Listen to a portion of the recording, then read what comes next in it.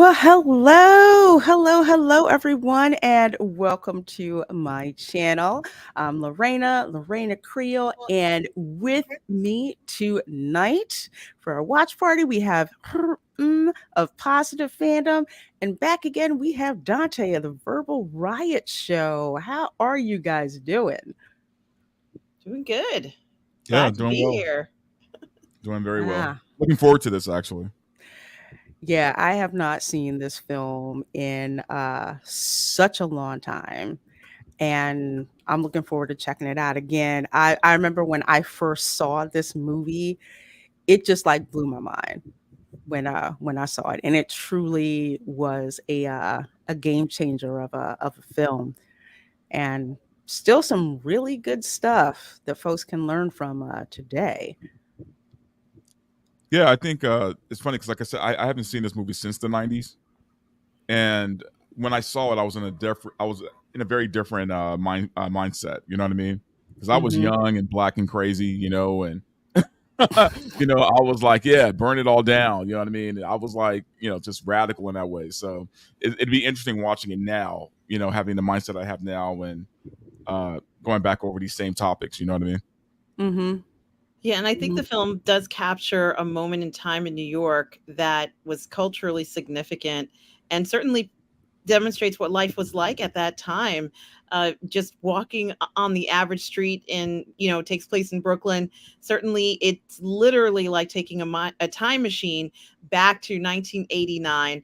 And, this is a real life experience of what it was like to be, a kid in New York at that time. Hmm. Absolutely, And I mean, absolutely. and also just I'm sorry, just to add to No, that, no, go ahead. it it was kind of like a powder keg, you know what I mean? Because it like tensions were high at that time, right? And remember, this movie Hmm. happened before the LA riots, so it That's was just right. kind of all this buildup, and like I feel like that movie kind of, in a way, helped like spark a lot of that, like this that the outrage, the anger, the stuff going on with black folks and the cops, and I feel like Do the Right Thing was one of those things that kind of propelled things into that direction. Hmm.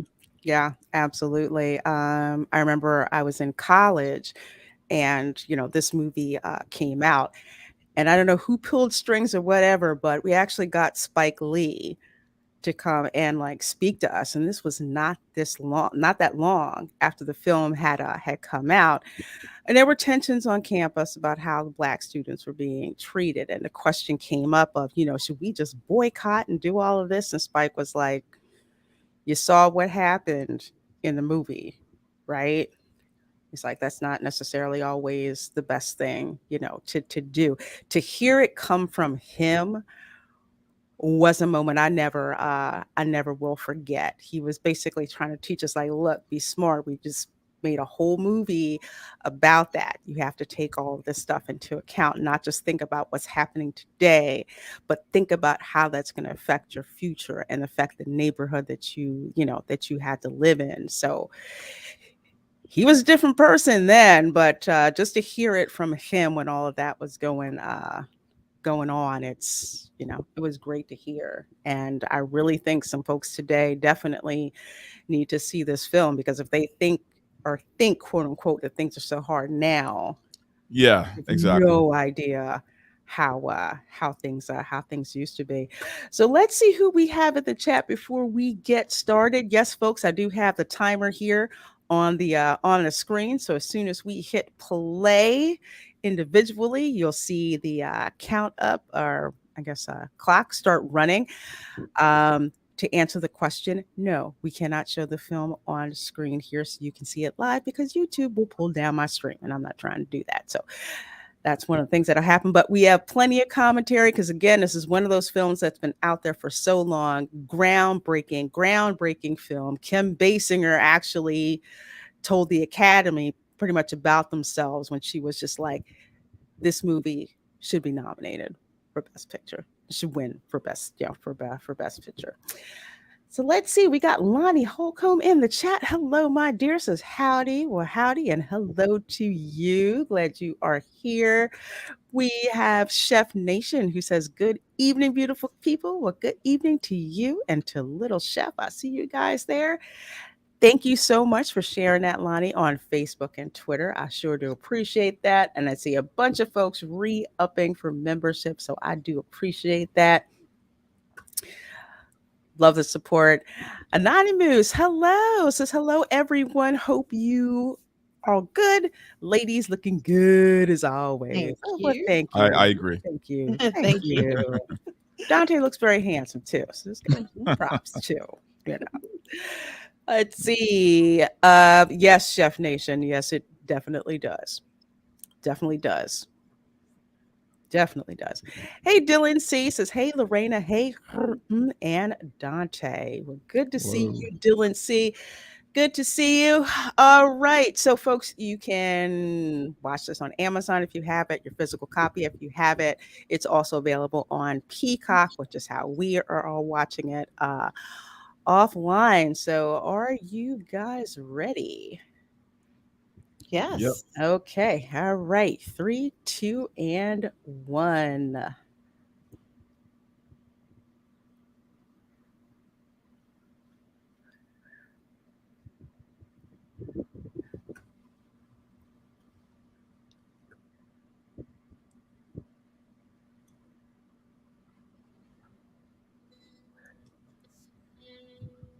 Ah, crap. I forgot. I'm cheap. I have the.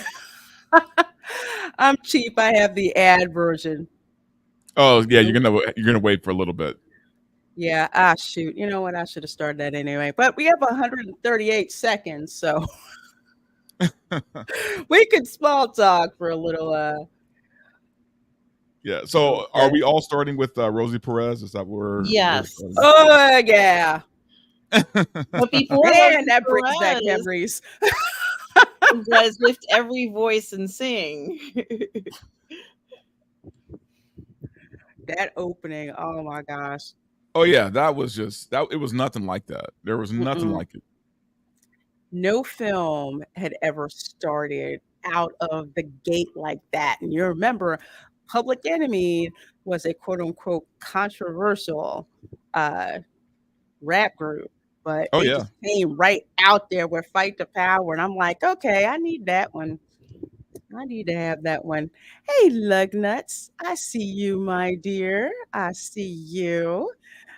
Dozen roses with a passionate kiss for two beautiful celestial jewels from heaven.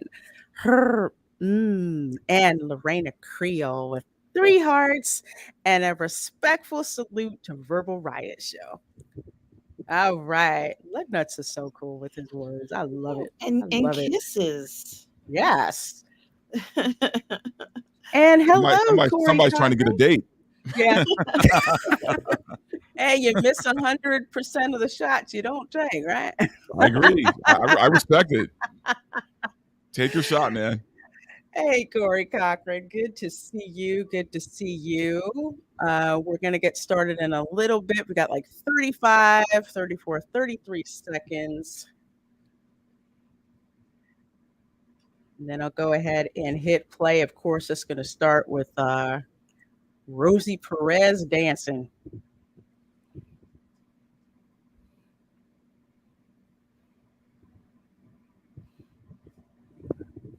Oh, The Best Man. I love that movie.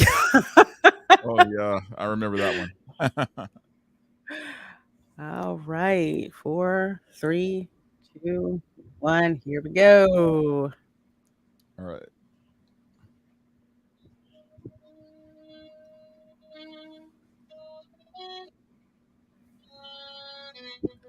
Played on the saxophone. Wow. Mhm.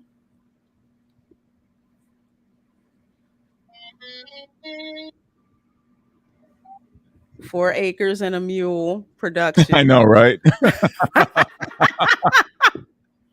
I was like, wow.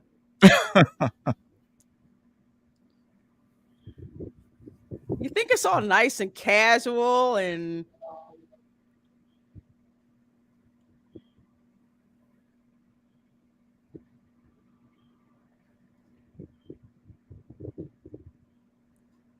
He plucked her right out of Soul Train too. I went back. I think I posted that on Twitter one day. I went back and looked at the clips. Rosie Perez for Soul Train. I'm like, yeah, I remember her from Soul Train, right? Yep. Soul Train, and then she was the choreographer for the Fly Girls for Yes, you're right. In Living In Living Color. Color. That's when dancers actually had to dance Yes. on stage. Yes, remember that?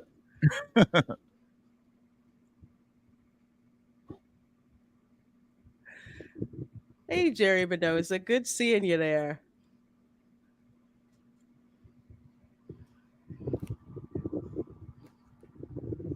This was back when, like, everyone had like a high top fade and was wearing like those African medallions. Mm-hmm. Remember that?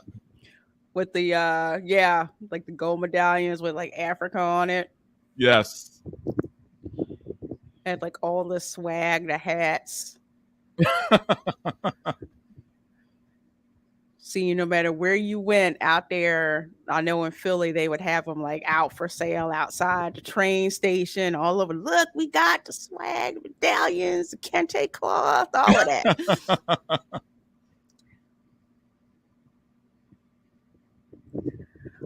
Also, folks, for those of you who do not know, Giancarlo Esposito is in this too.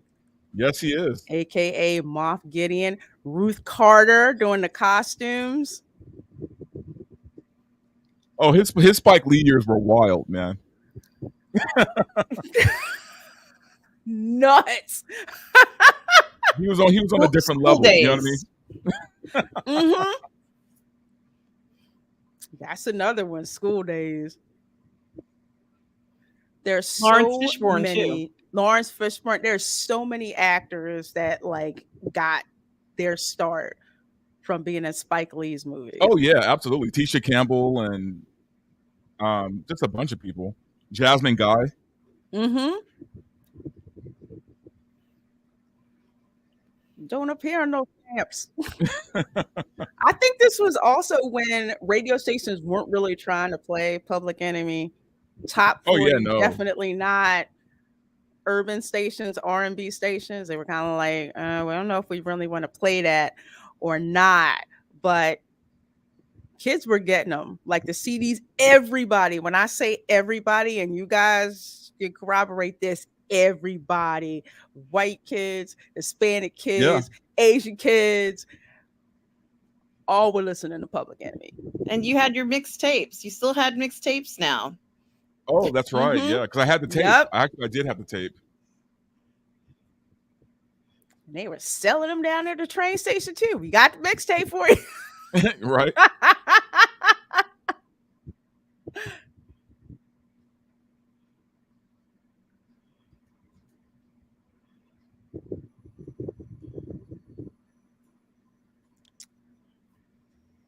Y'all remember this guy? Oh yeah, yeah. Samuel L. Jackson.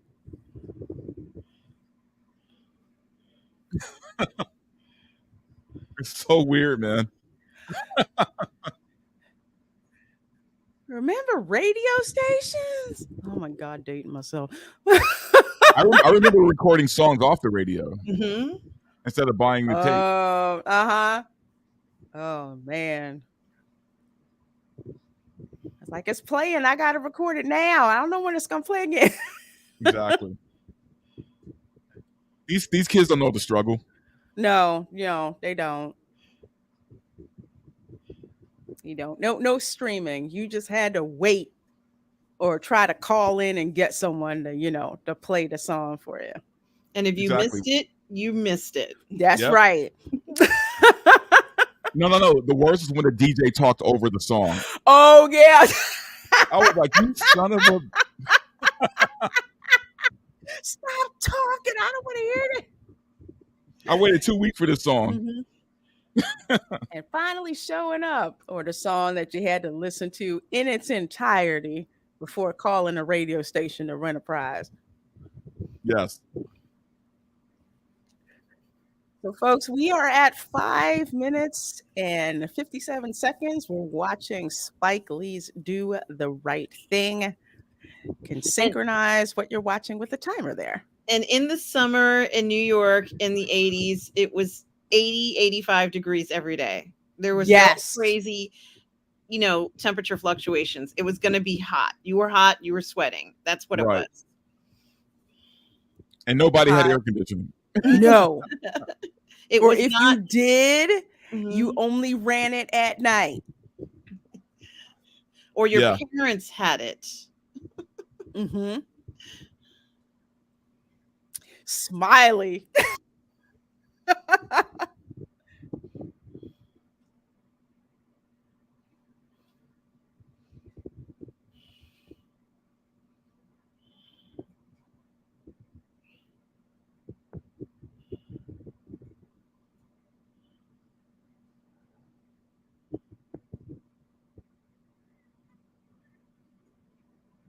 Spike really had his own style of filmmaking.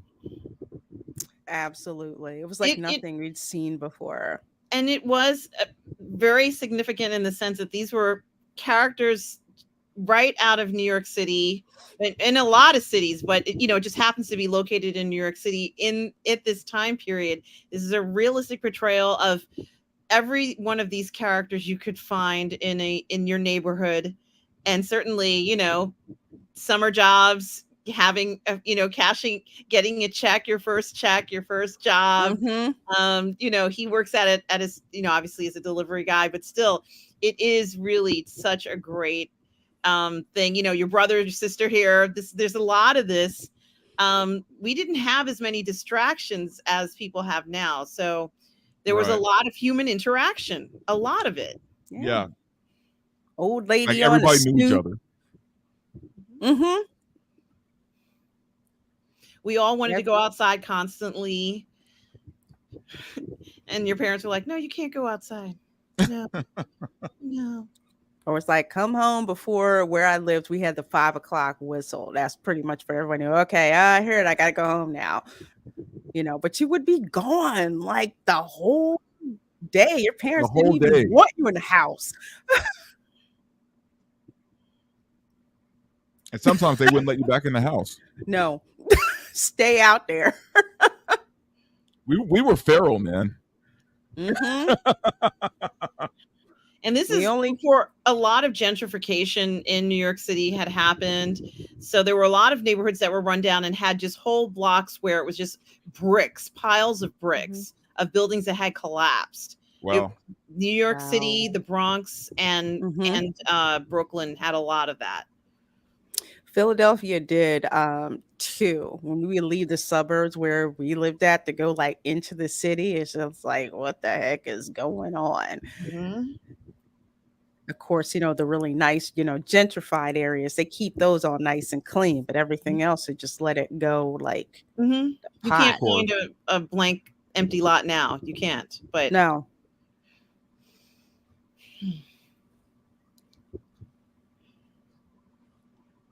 Yeah, John Turturro and Samuel L. Jackson, I think they were roommates. Really? If I remember correctly, yeah. No. Was it Ving Rhames? I think it was Ving Rhames. As he said, no, don't use Irving, use Ving instead.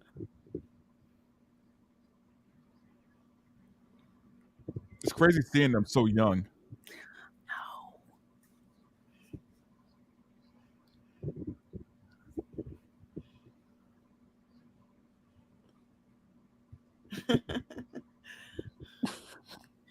And I knew people like this.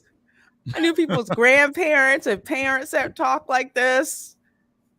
You go to like get hoagies and pizza in Philly and they talk just like this. Pizza, Heroes, Calzone. Oh, man.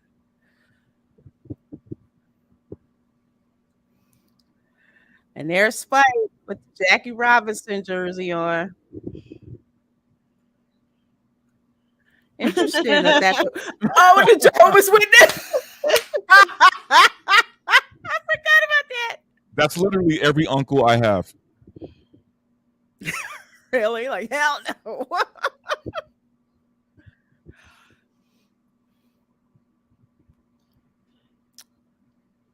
Old lady on a stoop. Know where everybody goes, what everybody's doing. Got to check in with her. She know everybody's business. Yes. And now kids, they're all on Facebook I rehashing know. 50-year-old beef.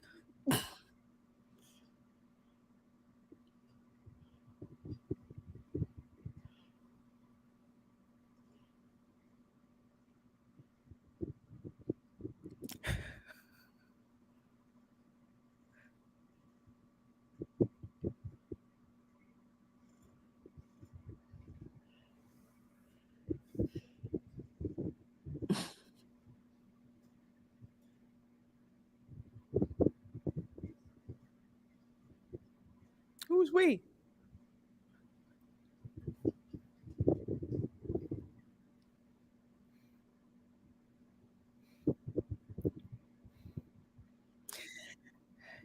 You got this dude too in the neighborhood. Yep.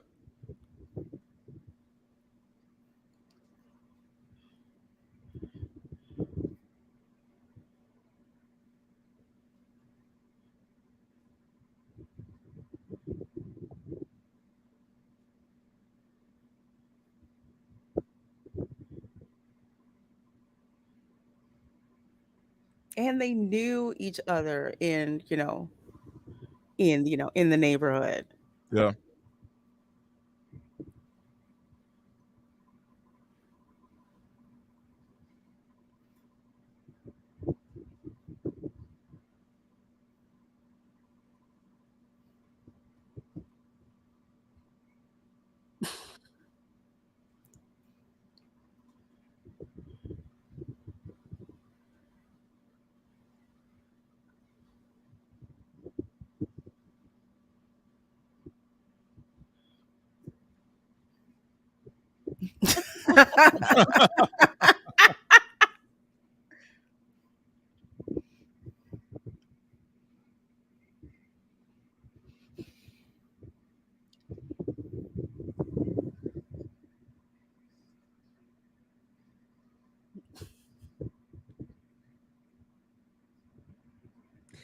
Oh my Martin God, Martin Lawrence. Lawrence.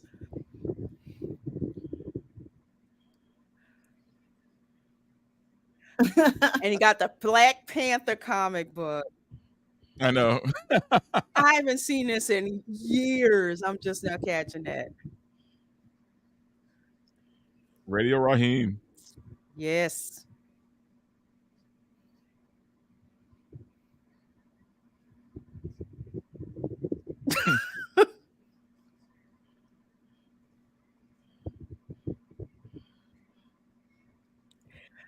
Those boom boxes were heavy.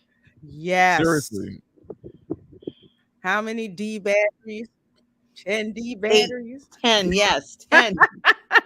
And you know how expensive those were? Anything but D batteries.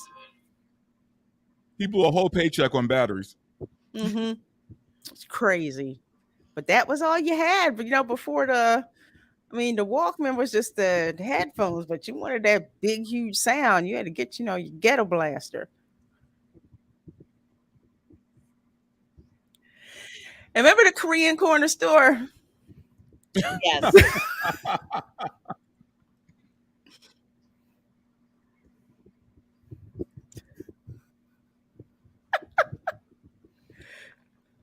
It is wild when you see the ones that used to run the stores and they've like retired and now the kids run it.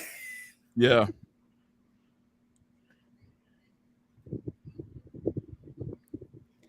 I love these too.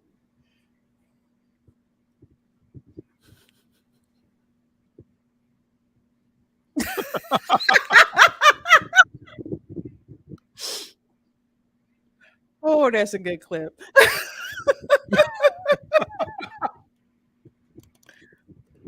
Uh, nice to me.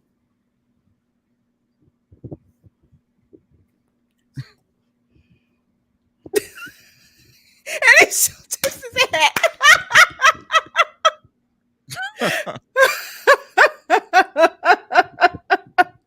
Hey, John Sapola says, hello, everyone. Well, hello, and good to see you here. I know that voice. And nope, not stereotyping, but all my friends are Puerto Rican, really loud, and they talk Spanish really fast. And the houses are loud.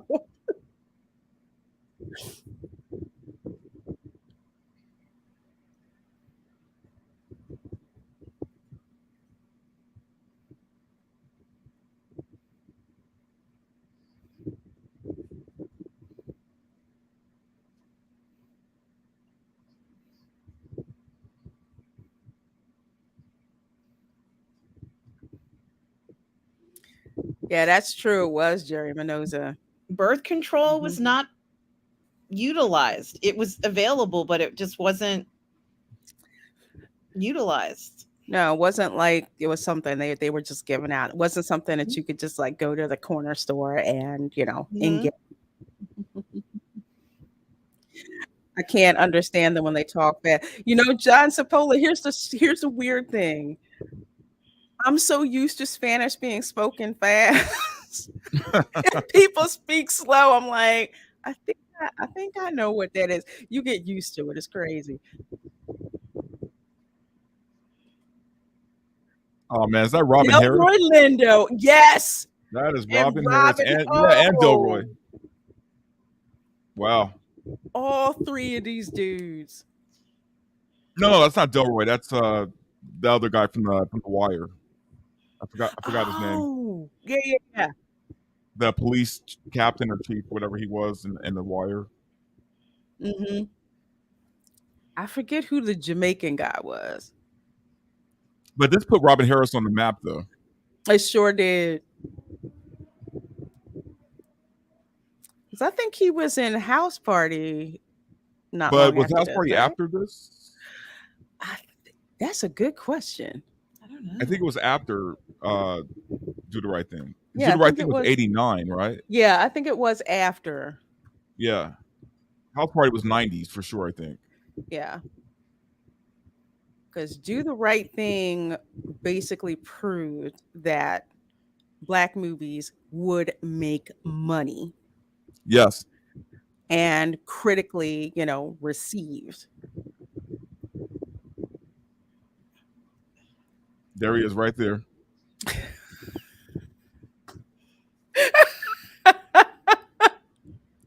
I love Giancarlo Esposito in I this. know, right?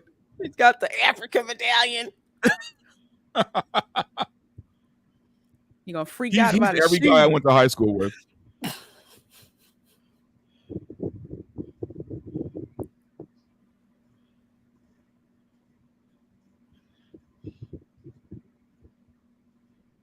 And I bet you that slice was like $1. Mm-hmm. Because Maybe that was the less. thing. You got like the dollar slice, at least back then. Hey, so, the Black people in this wrong.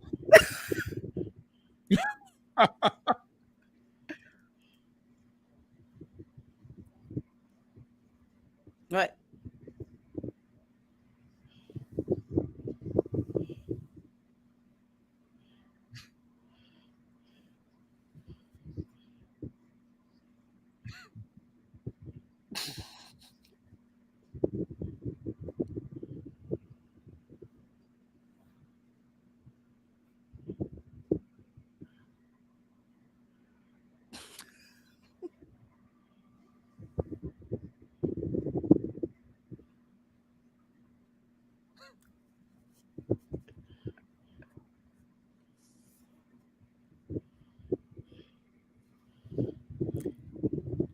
Notice he said Italian.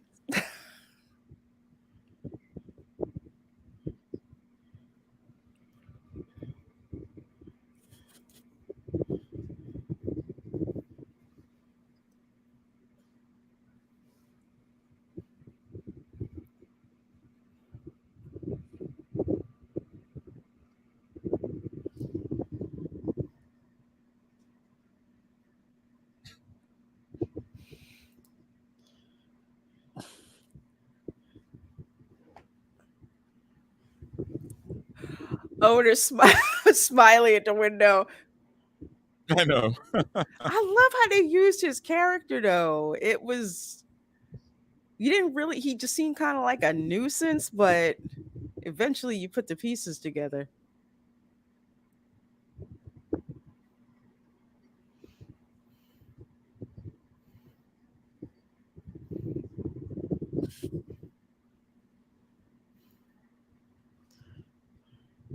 Hey, Bonzo Kilmore says fight the power. Yeah. Absolutely. Good seeing you, my dear.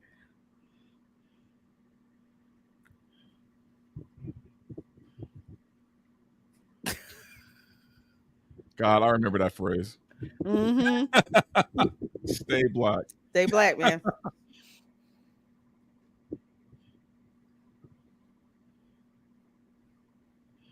Brother talk.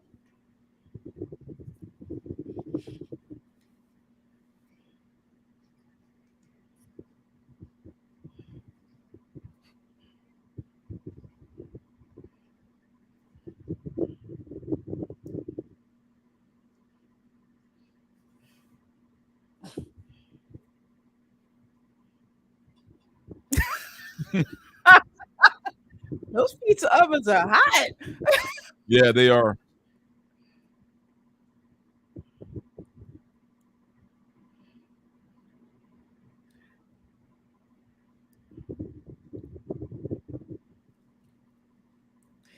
Jerry, I think he has cerebral palsy, I think. Lugnut says, I love the name of Spike Lee's production company, 40 Acres and a Mule.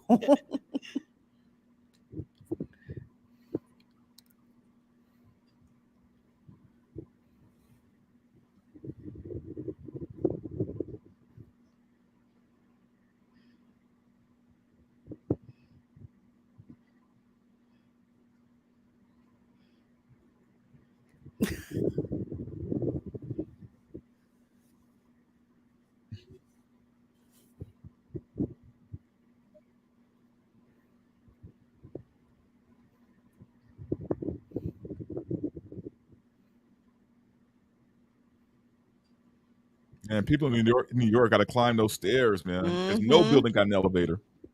And no air conditioning in the staircases either.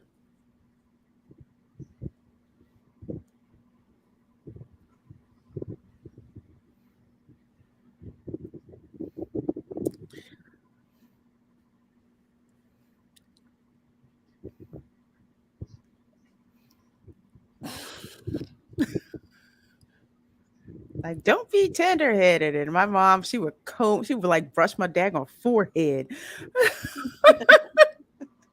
Hey, if you were tender-headed, you were just out of luck. I was like, you gonna torture me with this.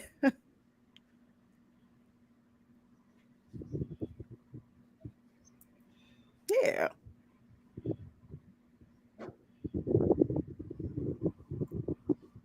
And that's her actual husband. Yes. Oh, is it? Yeah. Yeah. Ossie That's Davis. funny.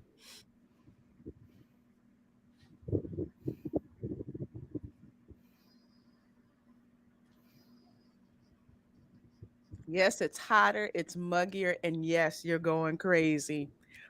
You want an updated version of this? Watch that episode of the Boondocks. Oh yeah, I Remember remember when that. it was real hot in the winter? Yes.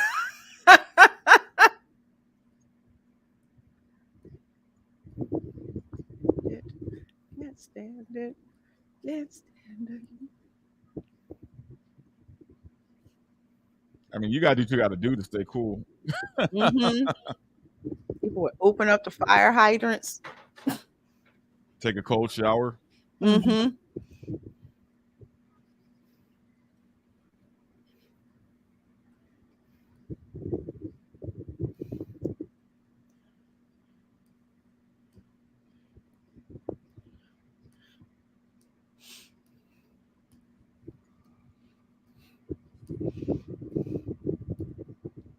Yep, it is a scorcher. Yep, see, here we go. There it goes.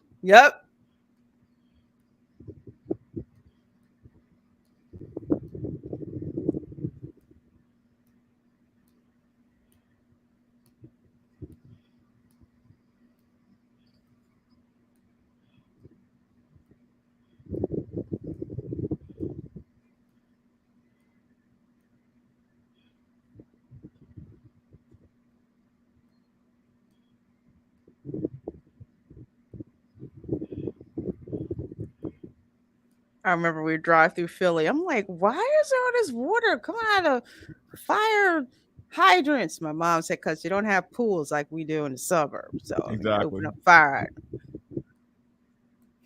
This was your water park right here. Yes. Mhm.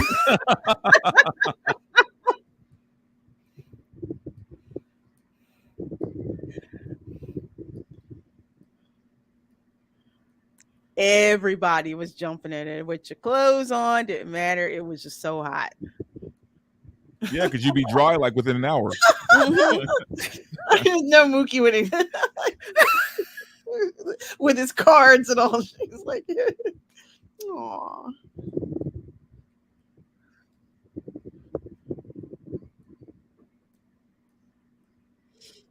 Yeah, don't get his boombox wet. No, no, no. You don't want to do that. Mm-mm. Nah.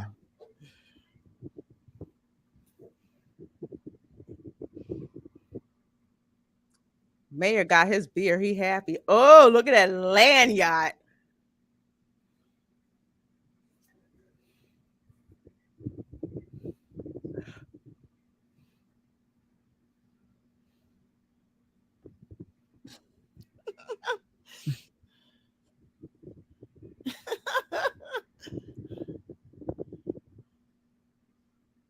You know what's gonna happen.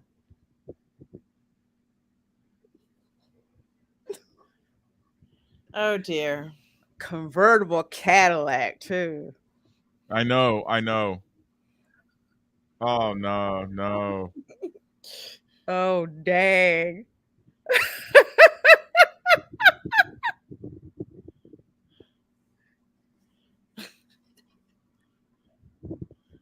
Ooh.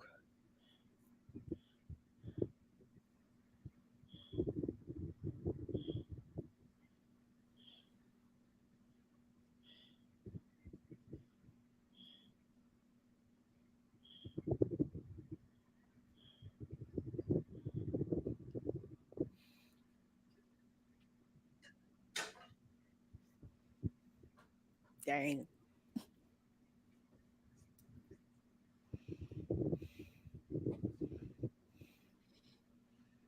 I'm turning the water off. Gee, now they open them for kids. Mm-hmm. Yeah.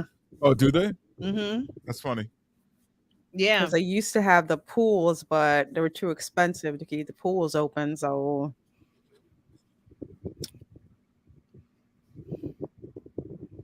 like a controlled one. So they know, yeah, we're opening this one. Yeah.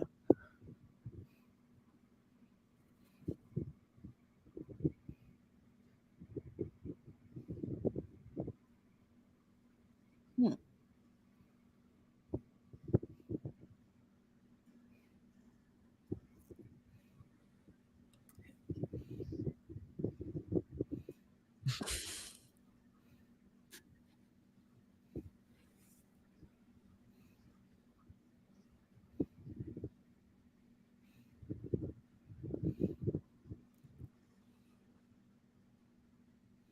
Yeah.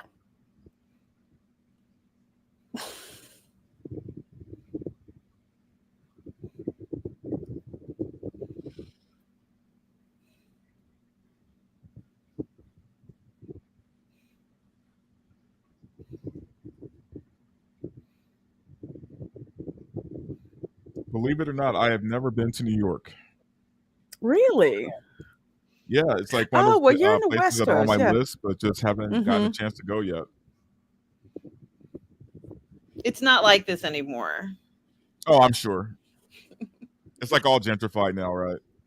Yes. Yeah. Taxi cabs or freaking Priuses. I couldn't believe it when I saw that. I'm like, what? Mhm. Yeah, it's not No, like no it more used to yellow be. cabs. They're the yellow, but they're not like the gas guzzler, Right, like right. four-door sedans. Now they're little Priuses.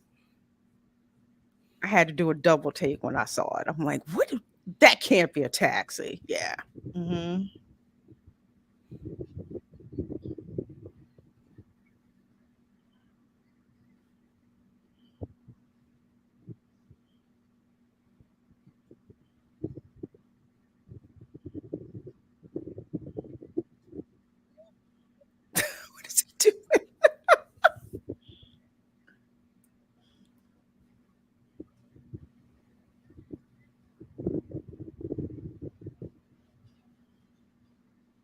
Mhm.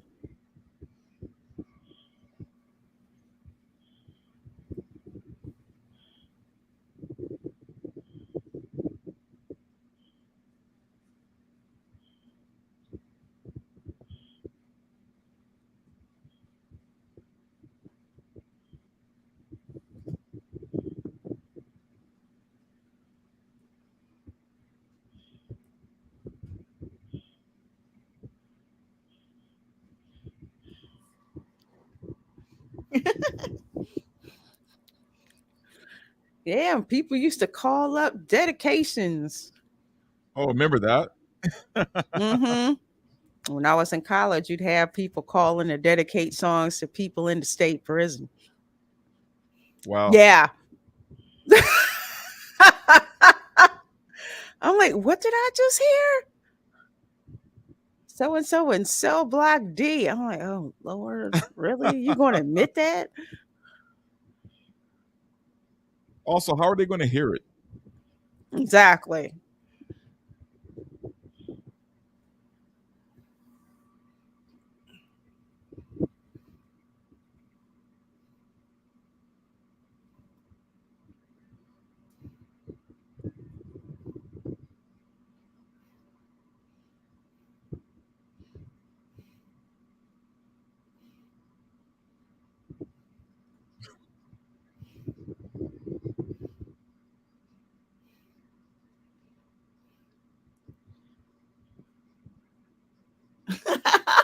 It's on you.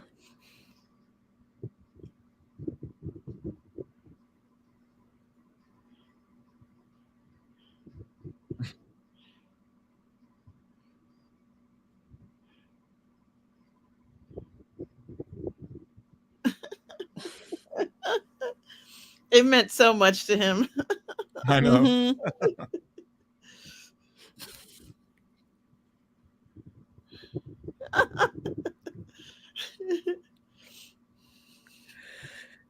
Ah, it's funny how many cuss words in Spanish I know.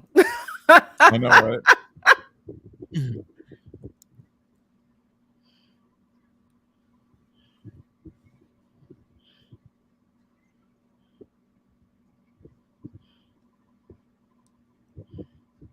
Man, man.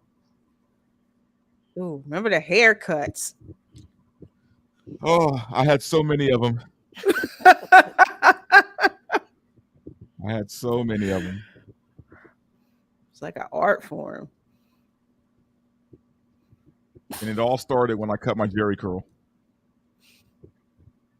I didn't have a choice in that matter. My mom made us all get Jerry curls. So, Oh no. and then I was starting my freshman year of high school, and I'm like, I am not going into high school with a Jerry curl, and got it cut.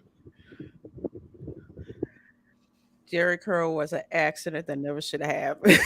It's probably black folks like worst mistake. Yeah.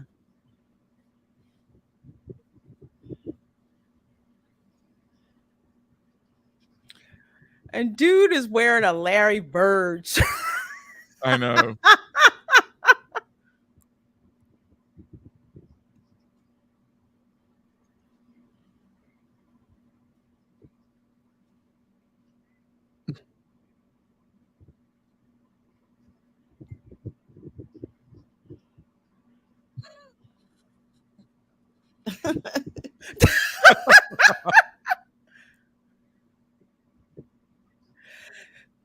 Yeah, remember? It's just like you can't get your new Jordans messed up.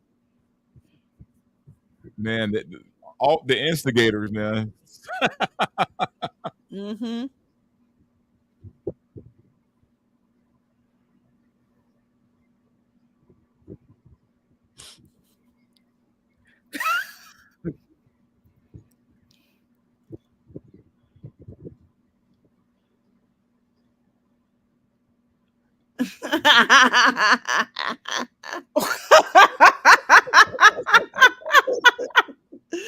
Man.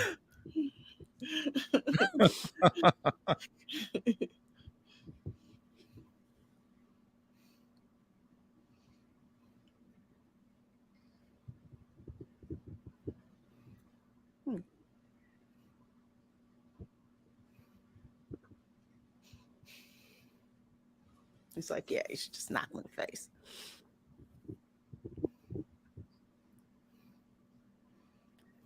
Folks, we are at 37 minutes and 6 seconds watching Do the Right Thing.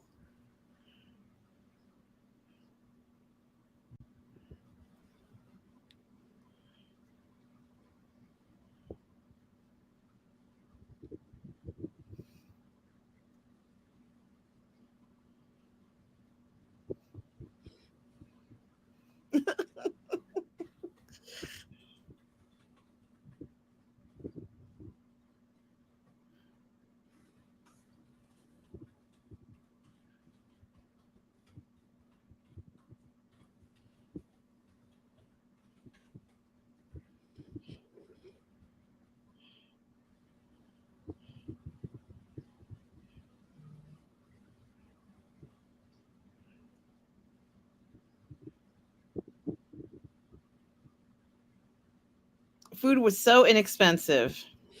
I'm telling you, Yes. you could eat off $1. Mm-hmm. Well, Yeah,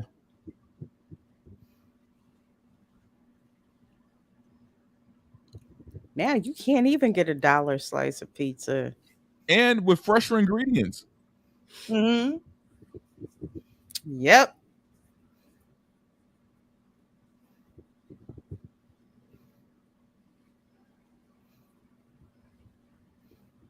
It's like, yeah, I see y'all.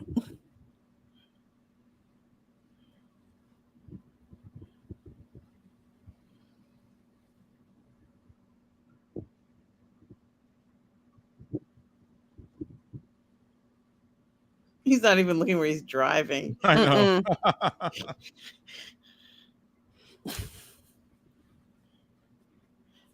Oh, it's because on the wall it doesn't say no ball. It the B is erased. It says no ball. Oh, It's good supposed to be no question. ball playing, like paddle ball, any kind of thing Volleyball, hit yeah. against the wall. They don't want that on there.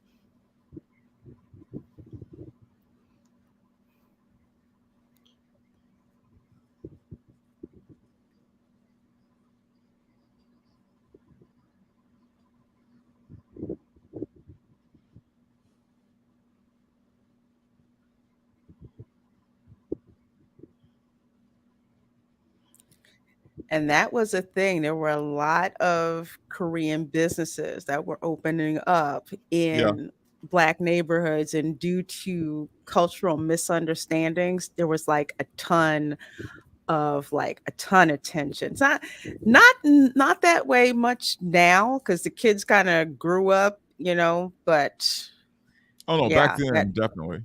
back then, yeah, they definitely Like did. it played a big part in the riots too. Mm-hmm.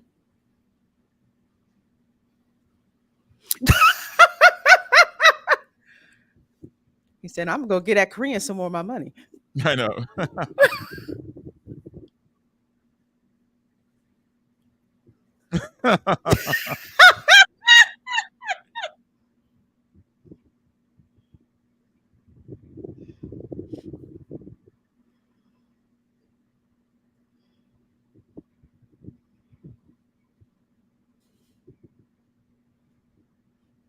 Go get me some beer.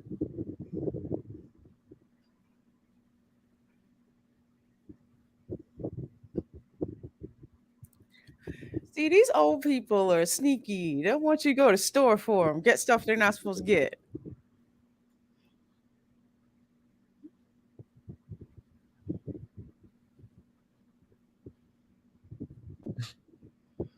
Oh God.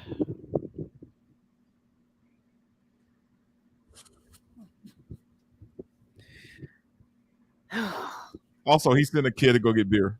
Yeah, that used to happen back in the day, It's folks. true, it did. Yeah, they weren't carding at the store.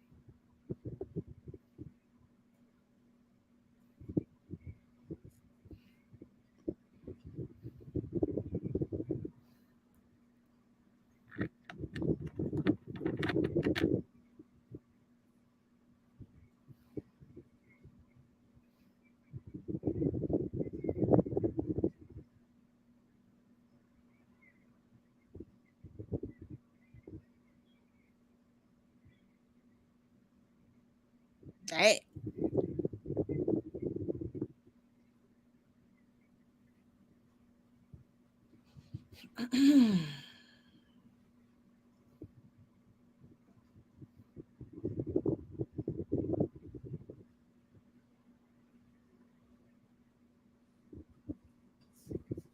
Payphones. I know, right? Man.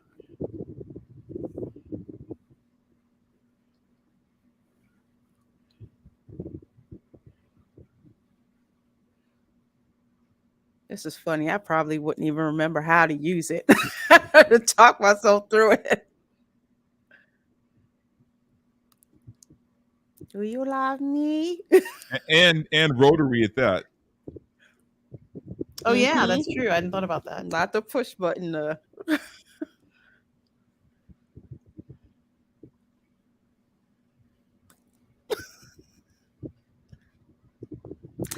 Yeah, because the line would be busy. I think this was before call waiting. Oh yeah. You have to get the operator to interrupt the call. Mm-hmm.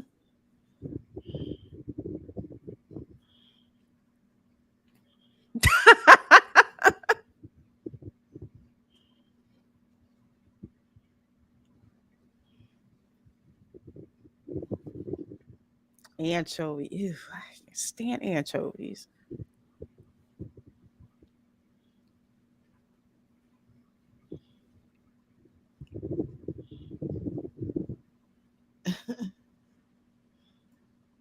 That's not nice. No, that's not nice.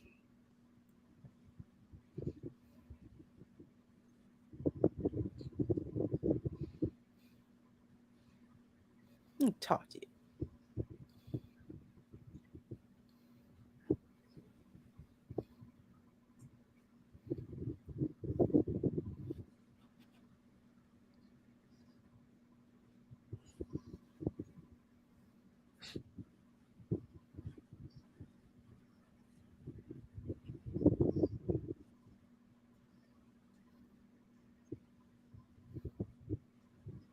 This was a good conversation. You hadn't seen anything like this in movies. Right.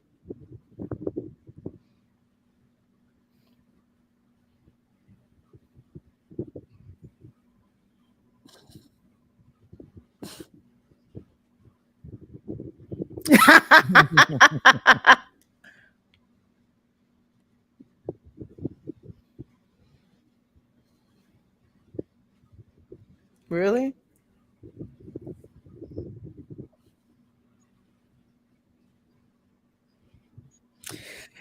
He's still around. Still around. Yeah, but he ain't wearing the sweatsuits no more.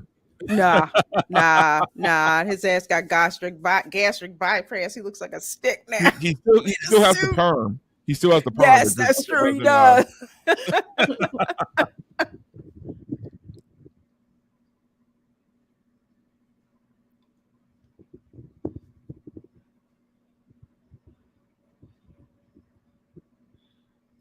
And this was when Farrakhan's teachings were really getting out in the nation. Yeah. Oh,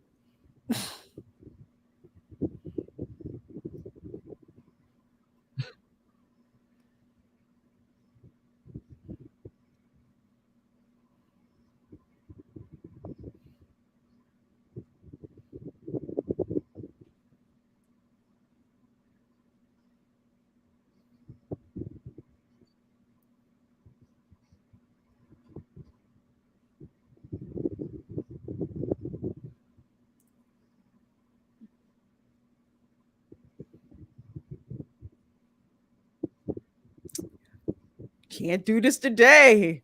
Oh, you. There's no way.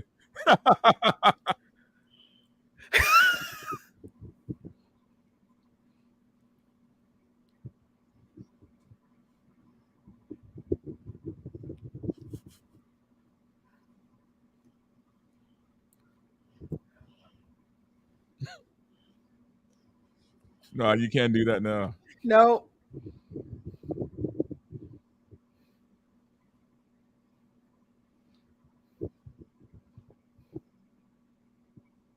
a double truth, Ruth.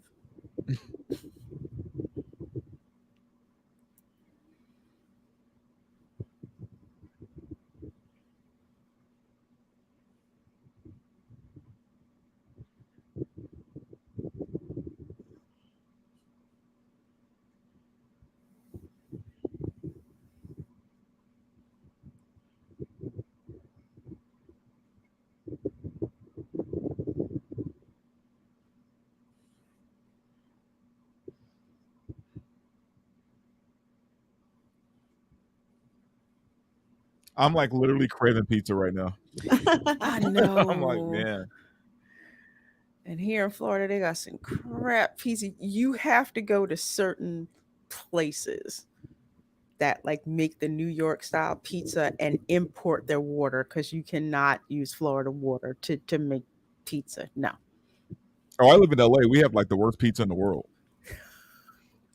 I was like, how do you put goat cheese on a daggone pizza? That doesn't sound right. Seriously.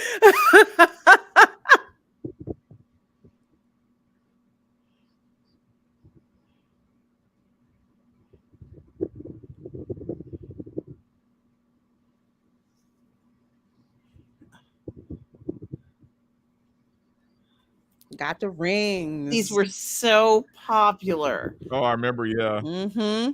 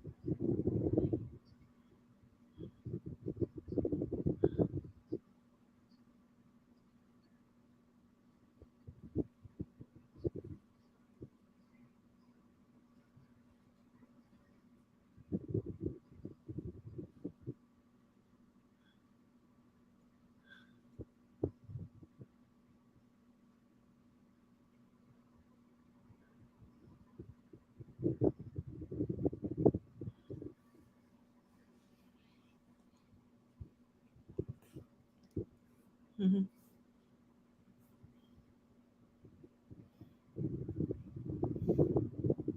I miss writing like this. I miss life like this. I know, Yeah. right?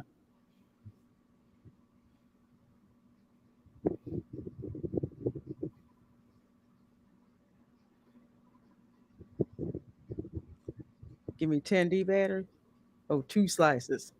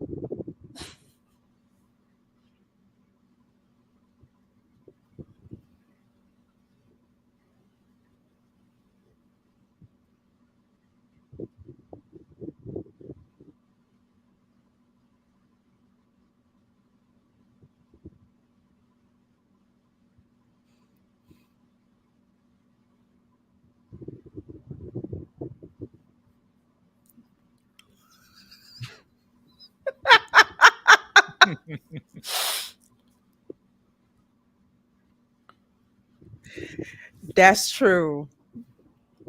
They would charge you for that extra, oh, the extra cheese.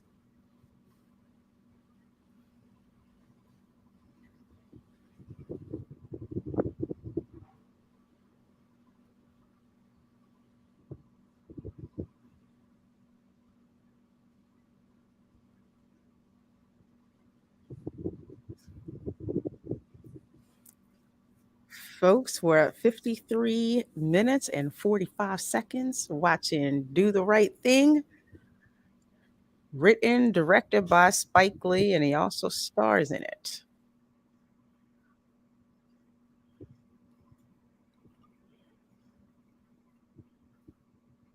Oh, these old cars. They were gas guzzlers, man, but I missed them. Me Land too. yachts. With the bench seats. Mm-hmm. You could have you could have the whole squad in that car. Yep.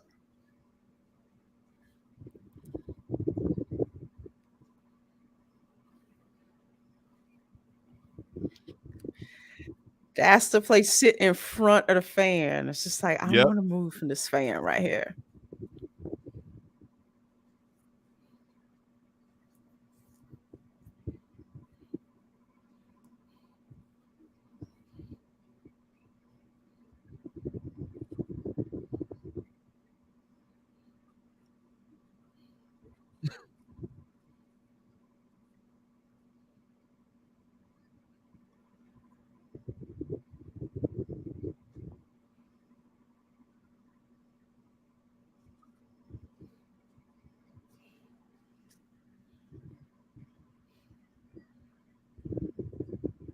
The fact that he says what responsibilities?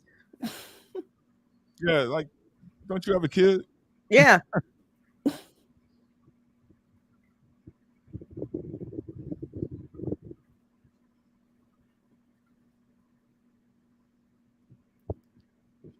The box fan. Oh, I remember that.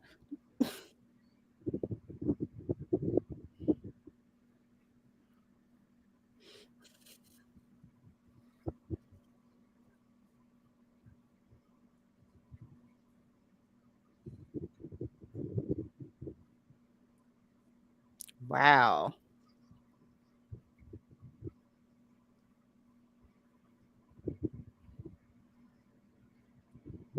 That's a big mix, man. Mm-hmm. You got EPMD with Luther Vandross. Wow.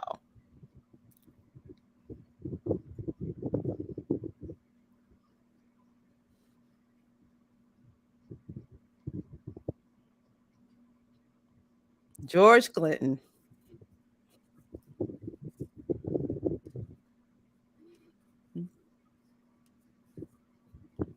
Wow.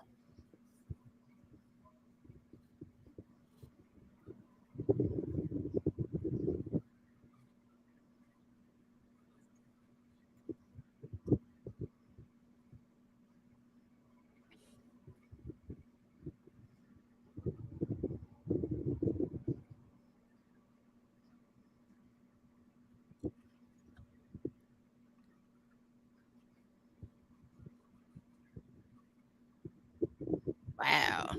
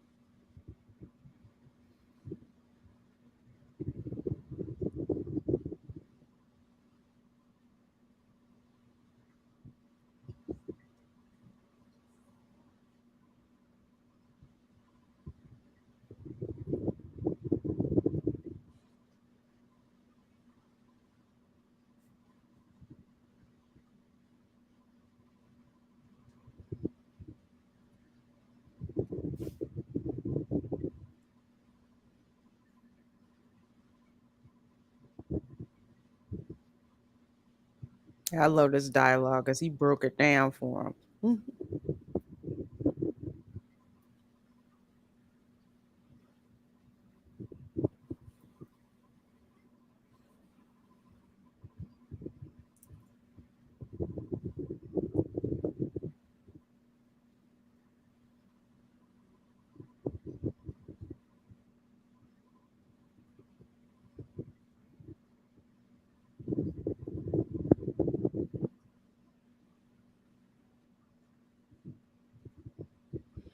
Hey, Johnny, you too. Good to see you.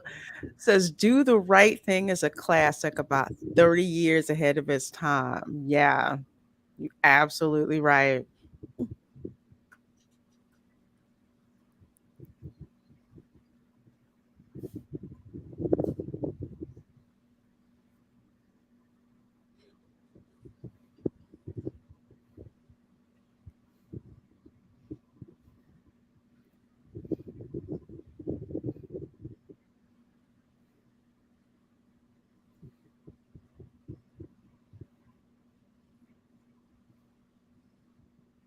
Remember they had ashtrays on the tables?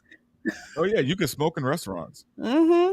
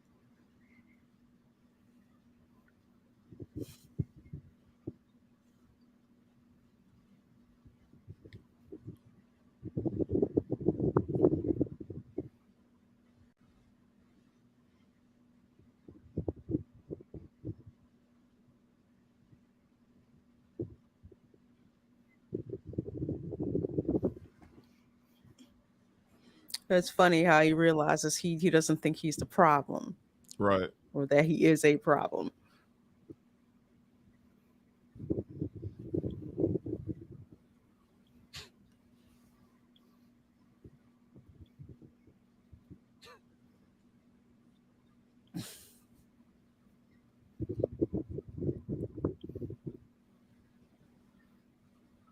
No.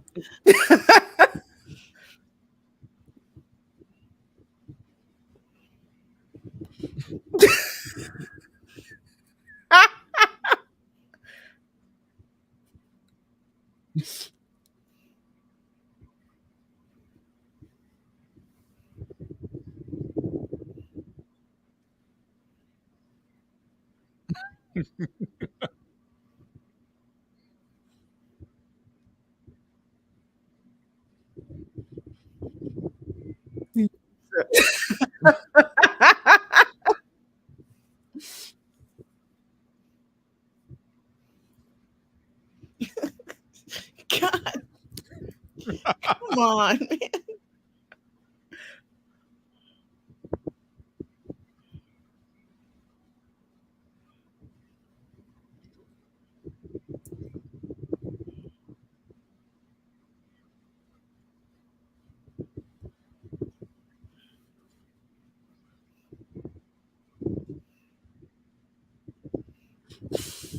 To throw a shoulder out.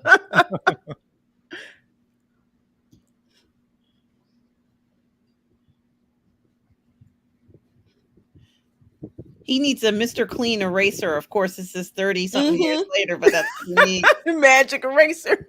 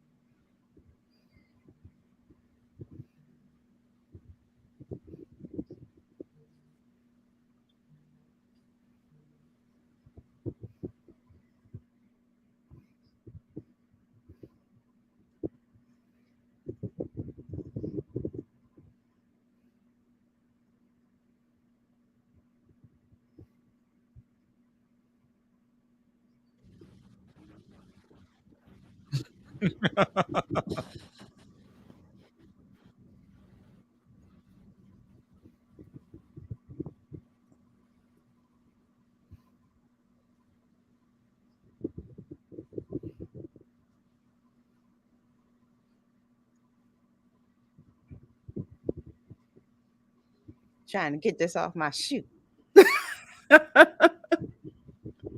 Especially those white shoes. Oh yeah, they get dirty quick. No matter how hard you try. Mm-hmm.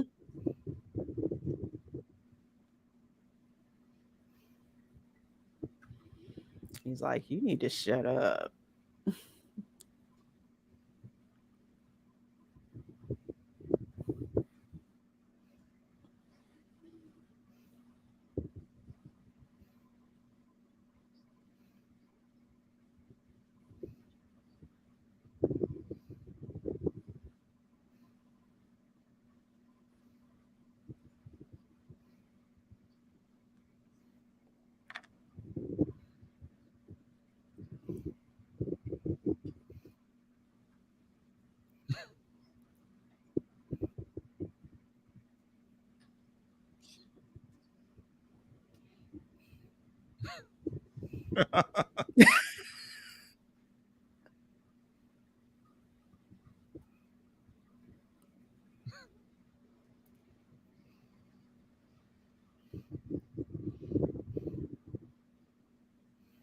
Oh, oh shoot.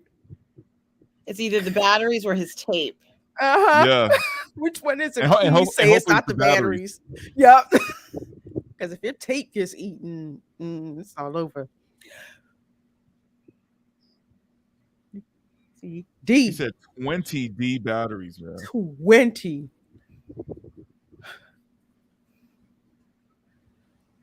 20.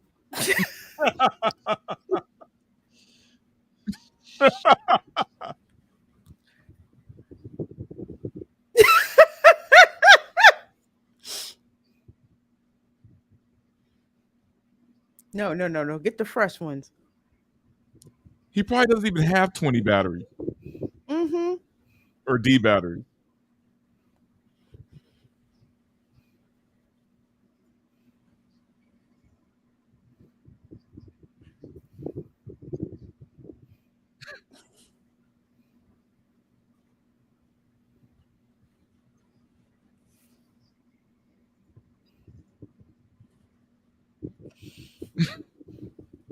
Well, make sure you get what you pay for. I don't blame 'em.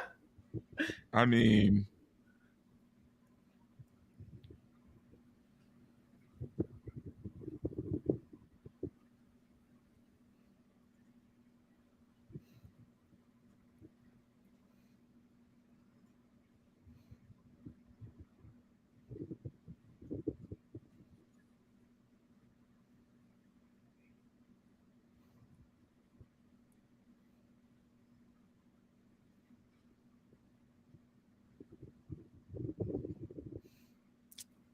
Isn't that nice?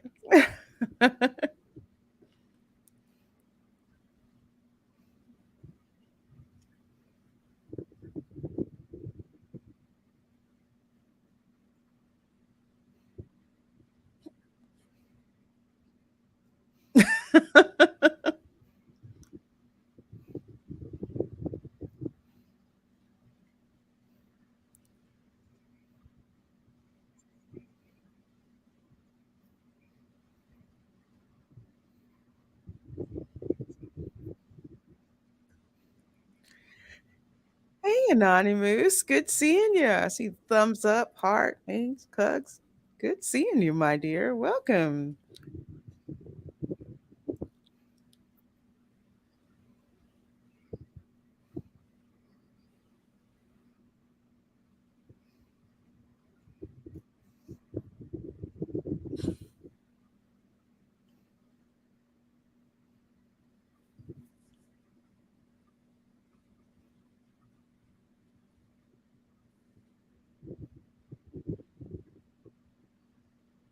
Yeah, you know you want to smell the flowers, my sister.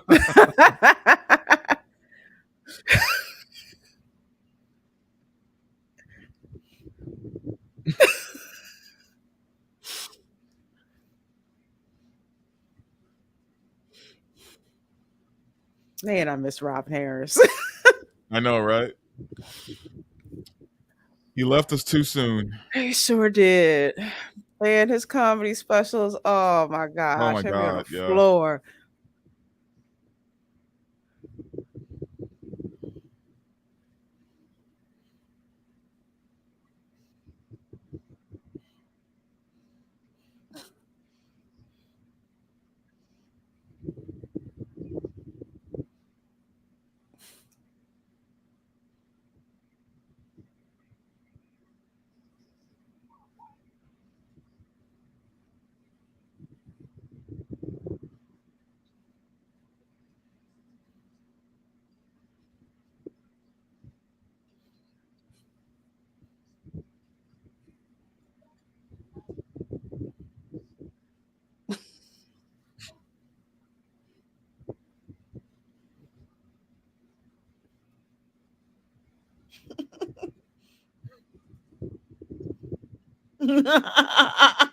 And that's the weather report. Yeah. Also, he's wrong. Big time. There's a certain heat where you don't want anyone to touch you. No, just stay over there. Stay away. Oh, wow, remember this. Oh man, Save the ice. it was pure sugar, man, but it was good. Yes. So hot. It's like, I don't care. I'm cool and I just want that brain freeze. Exactly. Oh, there's the Mr. Softy. Kids start running. Give me some money.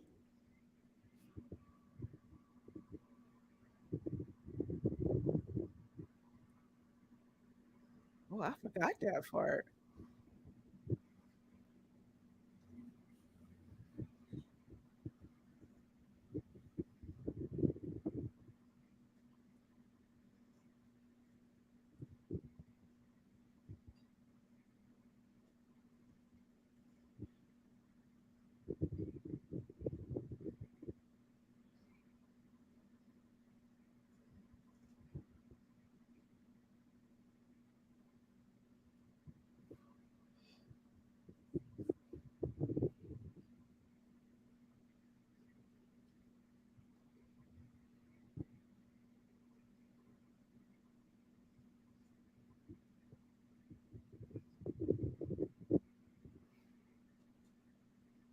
Mhm. Don't be lying to me.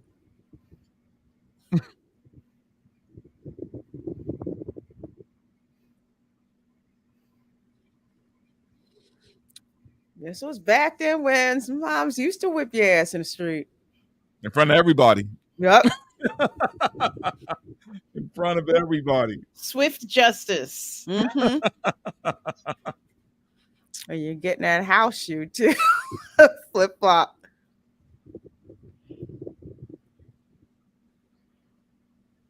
Hmm.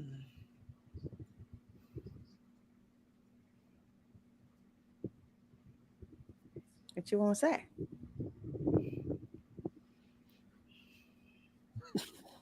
Mm-hmm.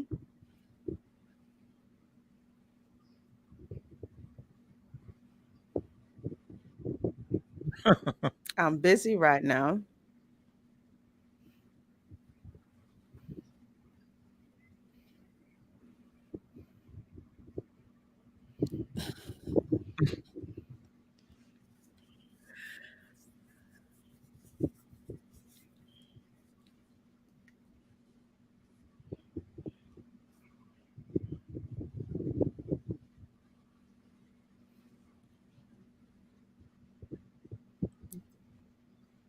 Hmm. I'm trying to get me some free food. Shoot. I know, right? He messing up the plan. Mm-hmm. Mess up my hustle.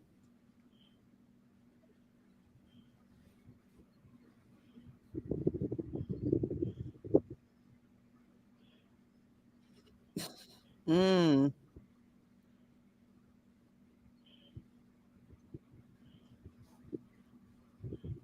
Hmm. Mm-hmm.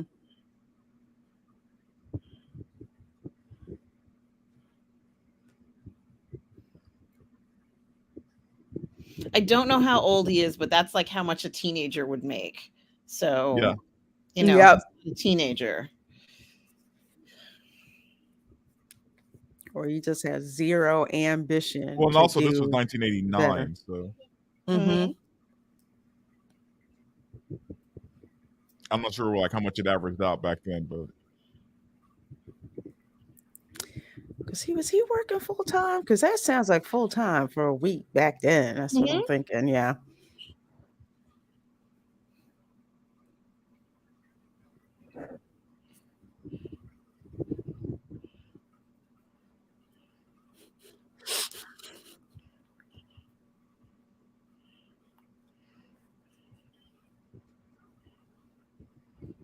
Go deliver it.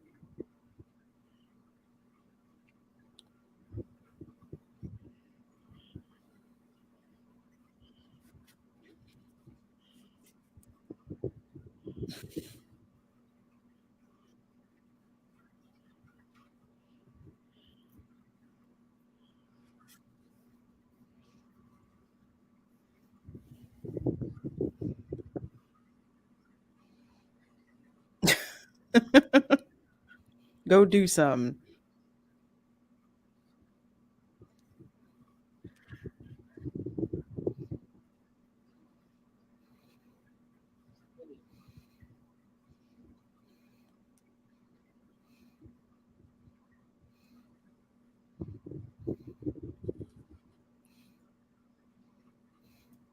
You can kind of see their theatrical experience in this movie. Mm-hmm. The years they put on Broadway and in oh a yeah. number of different productions right here. Mm-hmm. I also think that's why they featured them in a lot of the the trailers and everything, because they were just like heavyweights to have in these films.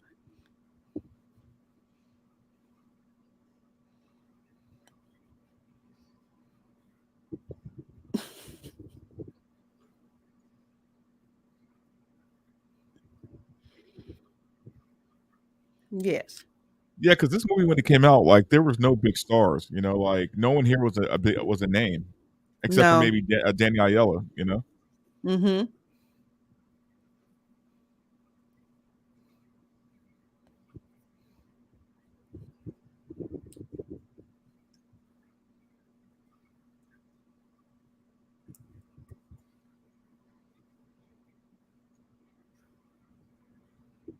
Like, this one way I can get you to come here.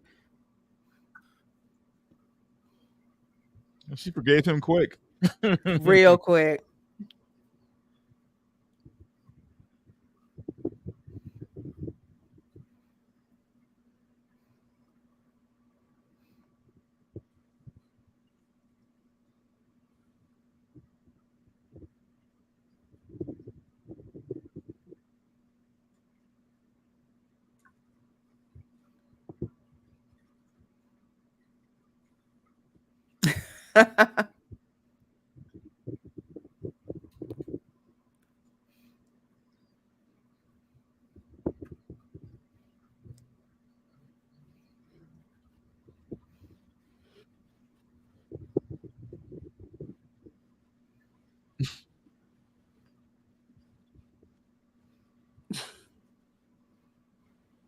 Now,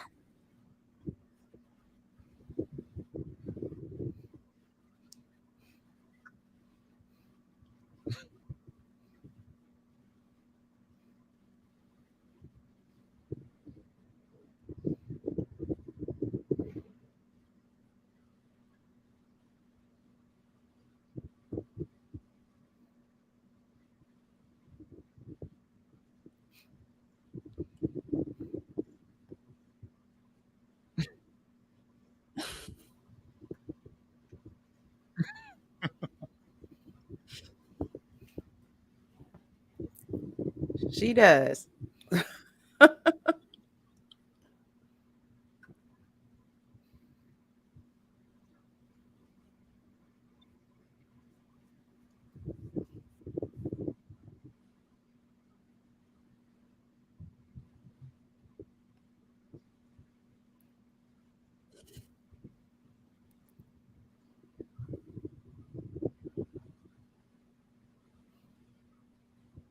Well, that didn't take long.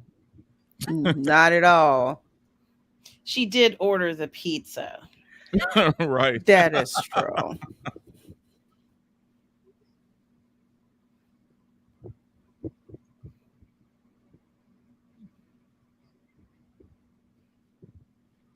It's like, where you going?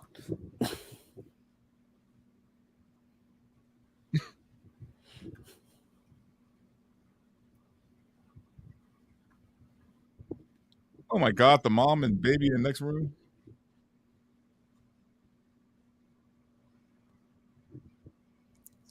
Thinking about.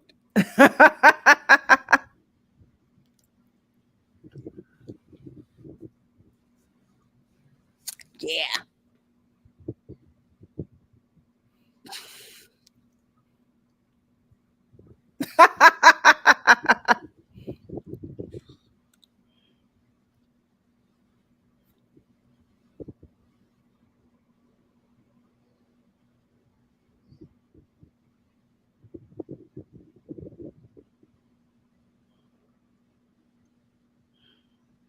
A quiet storm. The Yep. Yes.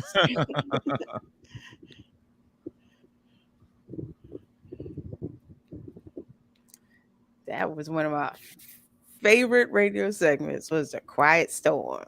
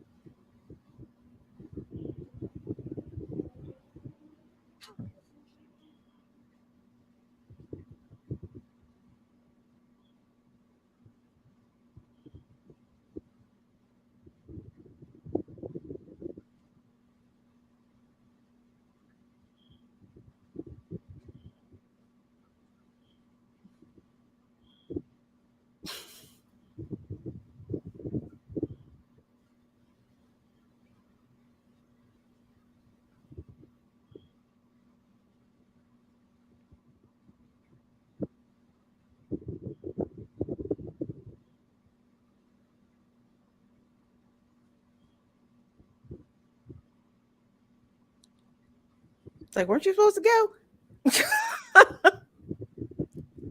I mean, that's a hell of a lunch break. Mm-hmm.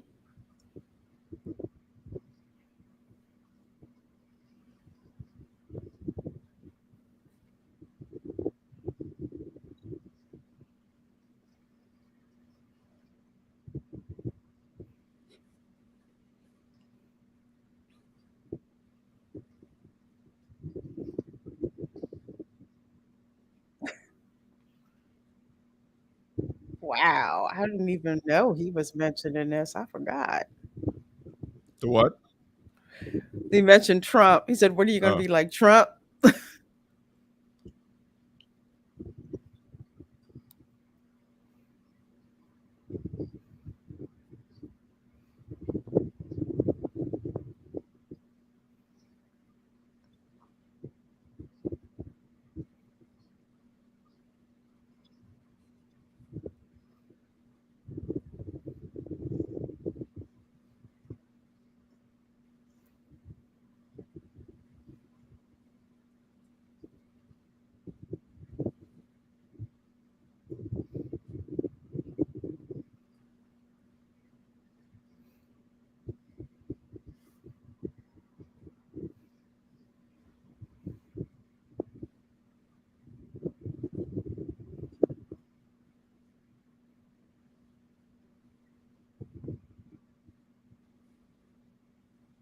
But you're a jerk.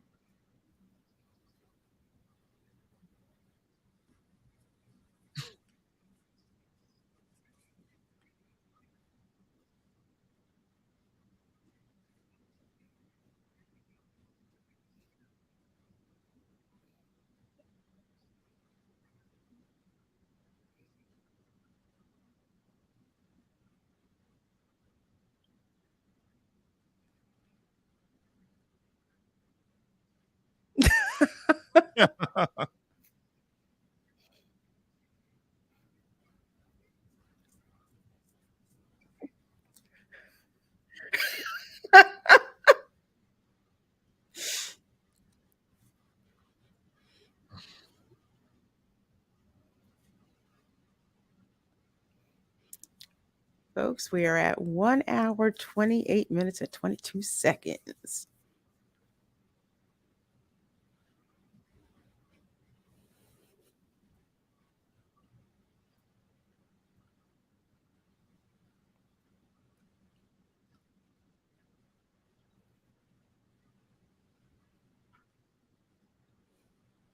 Sal and Sons.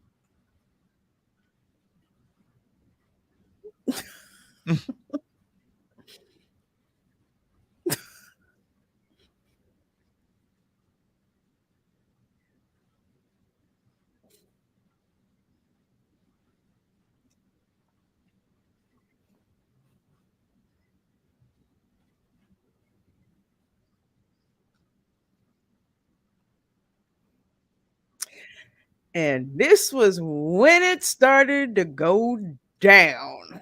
Yep. It was kind of a setup, though. Mm-hmm.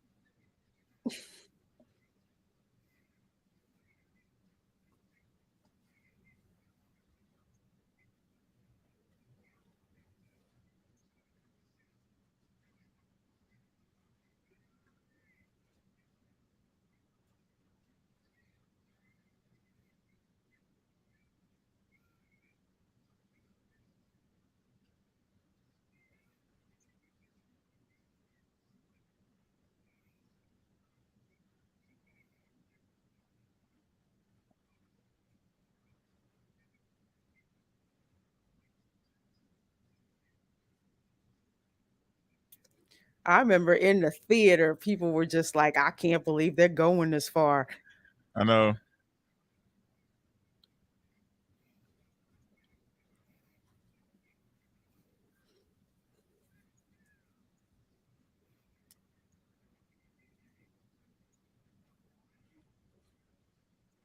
This was not the easiest scene to do, because they Nah. couldn't No. get it done in one shot. Like, this was not, we're going to film it once and it's done. This had to be done multiple times. All Yeah. the perspectives of being shot, in that, plus how it's edited to ratchet up the tension in this scene, because this was when ish got real. Hmm.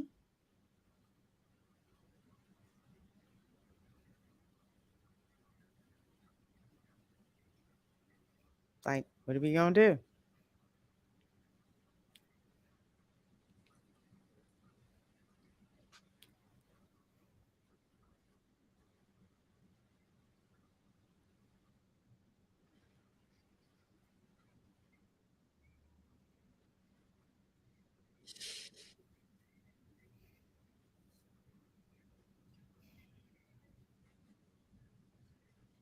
Oh dang.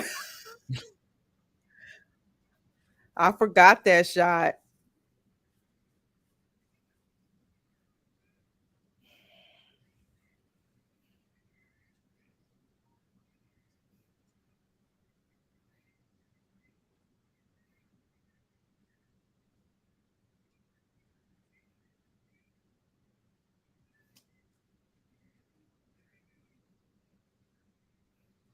And here comes the whole neighborhood.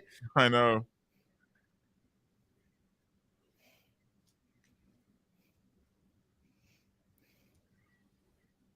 You're like, what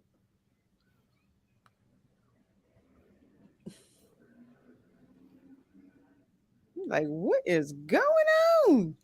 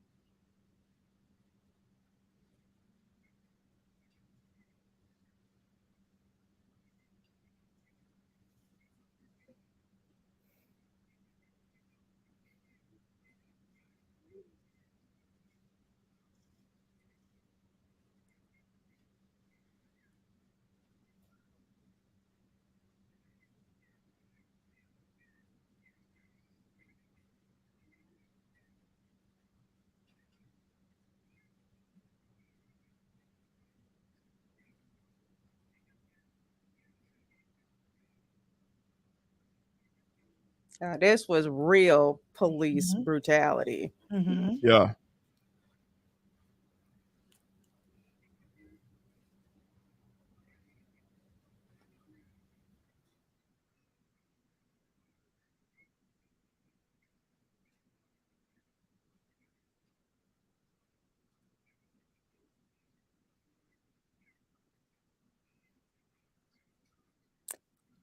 And the way Spike shot this.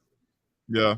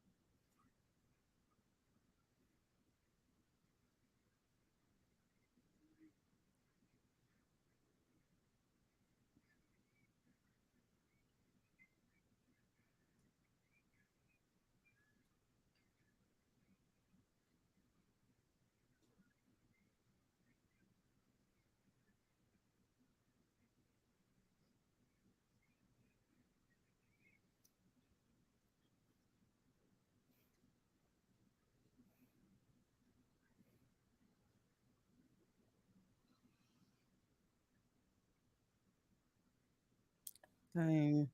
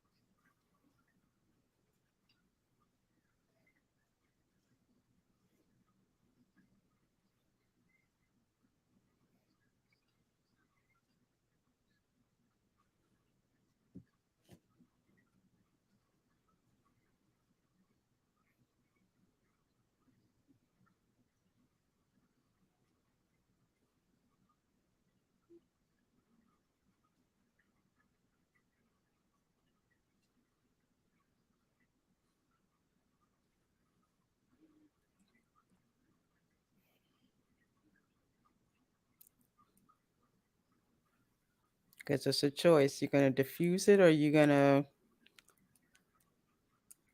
make things worse.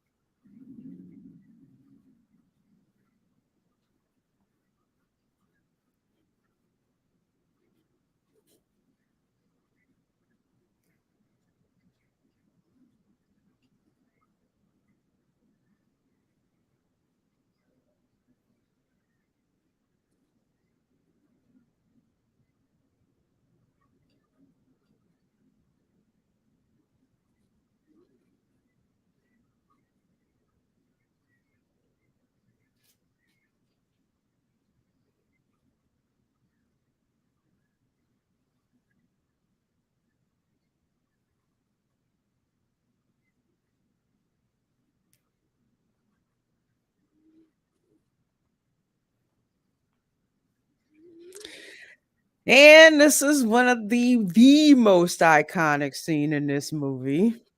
Yep.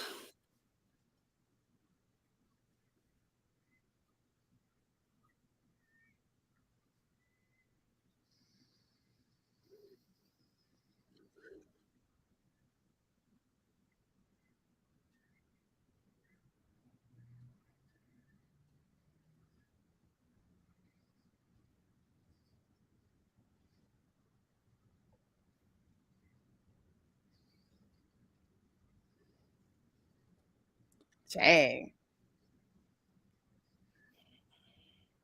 I forgot just how destructive this scene was. Mhm. But he needed to show this. This isn't gratuitous violence. This is necessary to show. Yeah. No, it was well shot. Mm-hmm.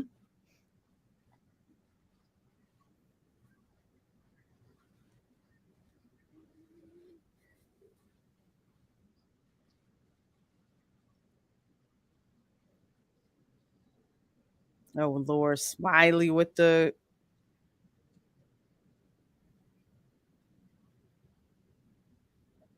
I mean, he could have waited till they got up out of there before he I know. before he set the fire.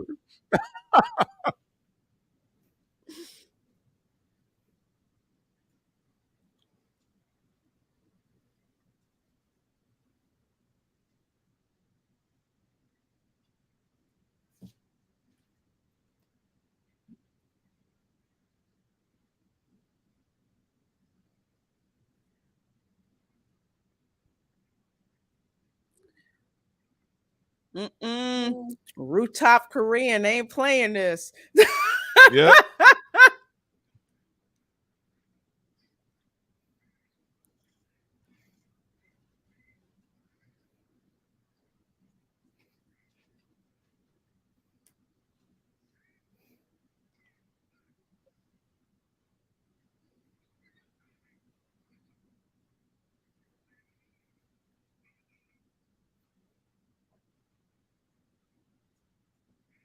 Yeah.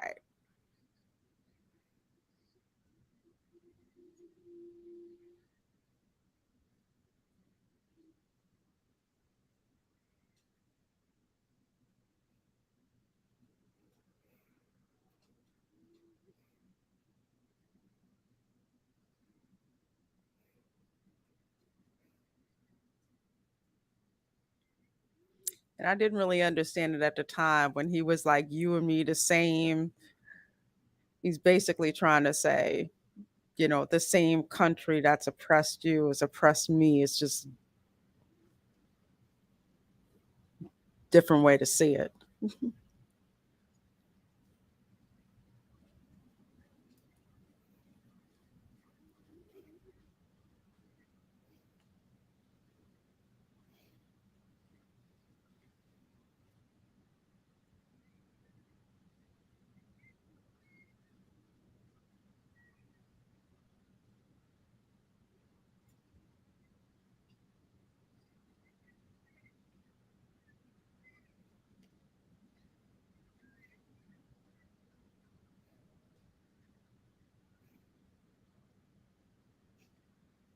This might be the most iconic part of the film because it reenacts what we saw in the 1960s. Yeah. Exactly. Yeah, agreed.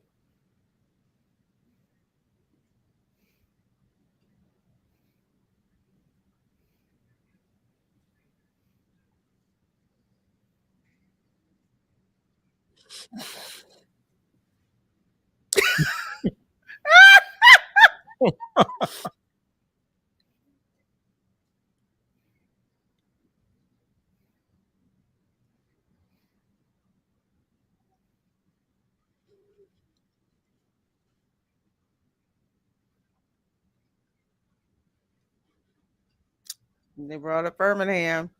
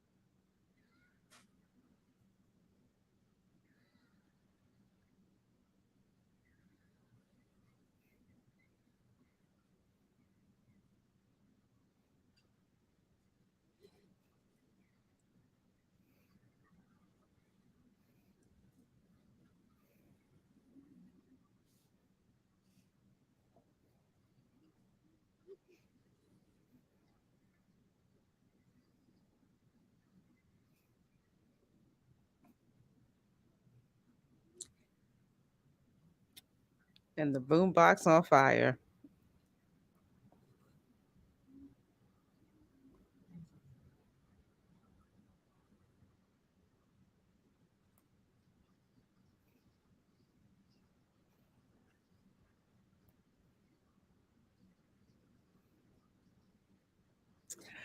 And Smiley put some black men on the wall. I know, right?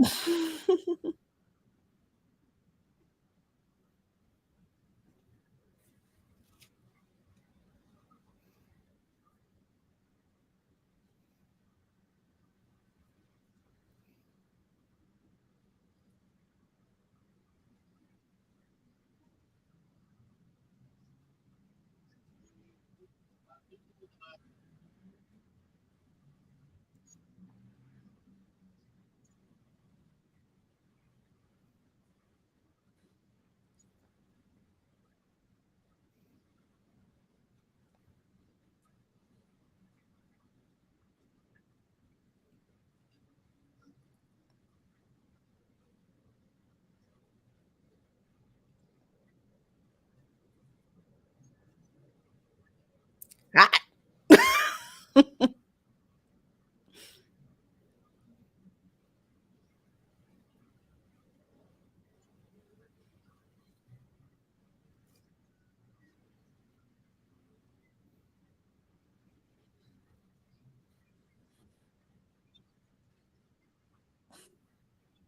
like that.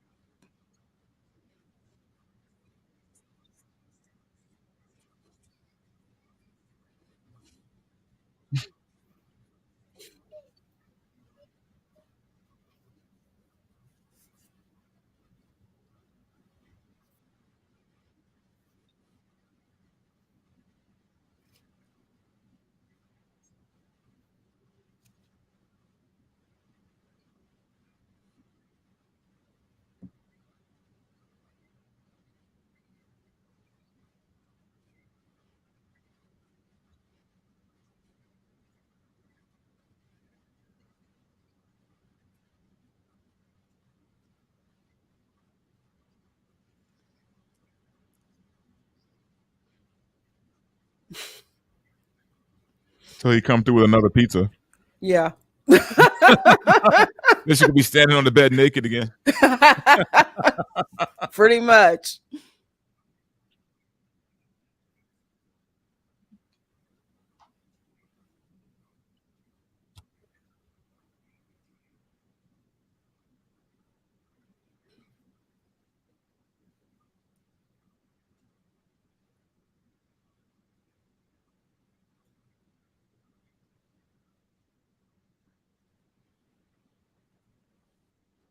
Mhm.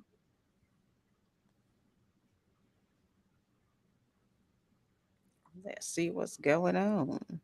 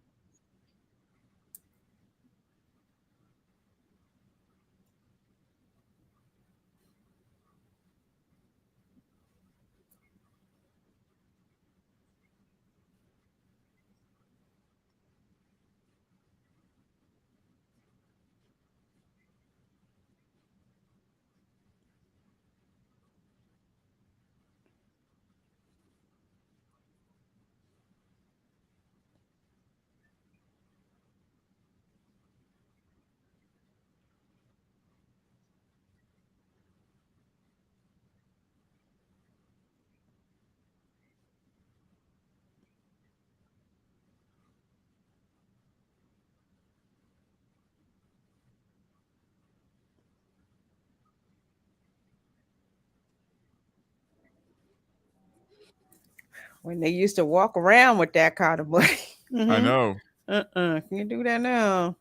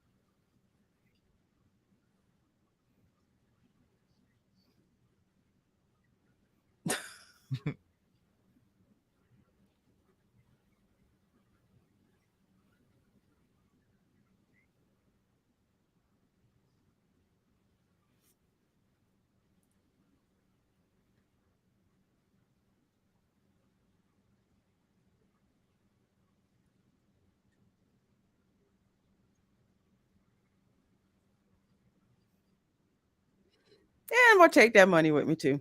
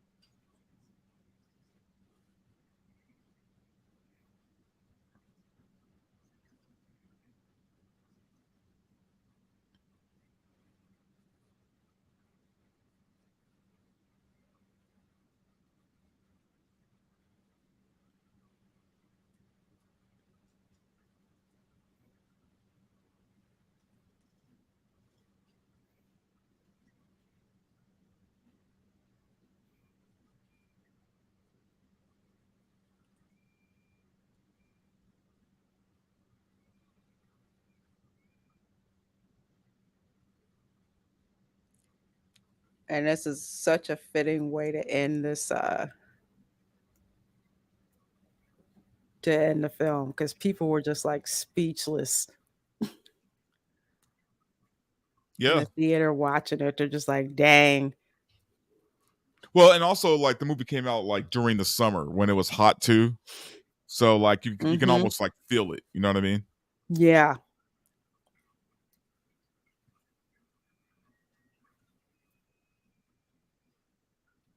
And in that kind of heat, everybody's already amped up anyway. So Mm-hmm. dumb things happen. Yep.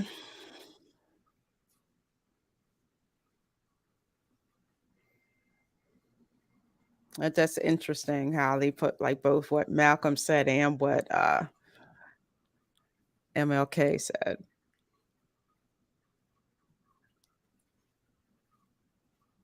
So Spike, so he wasn't. There were no nominations for this. I Like I can't think remember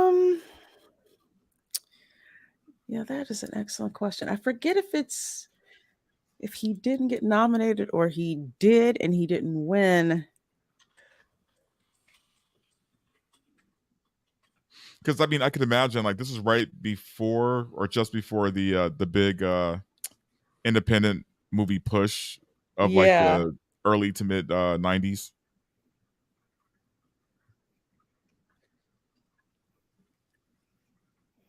So it looks like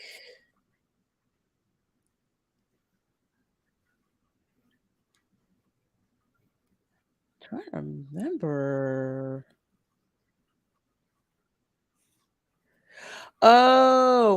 Okay. Yeah, Do the Right Thing wasn't even nominated. Now I remember. Do the Right Thing wasn't nominated for an Oscar, but Driving Miss Daisy Oh, the was. God, that's right.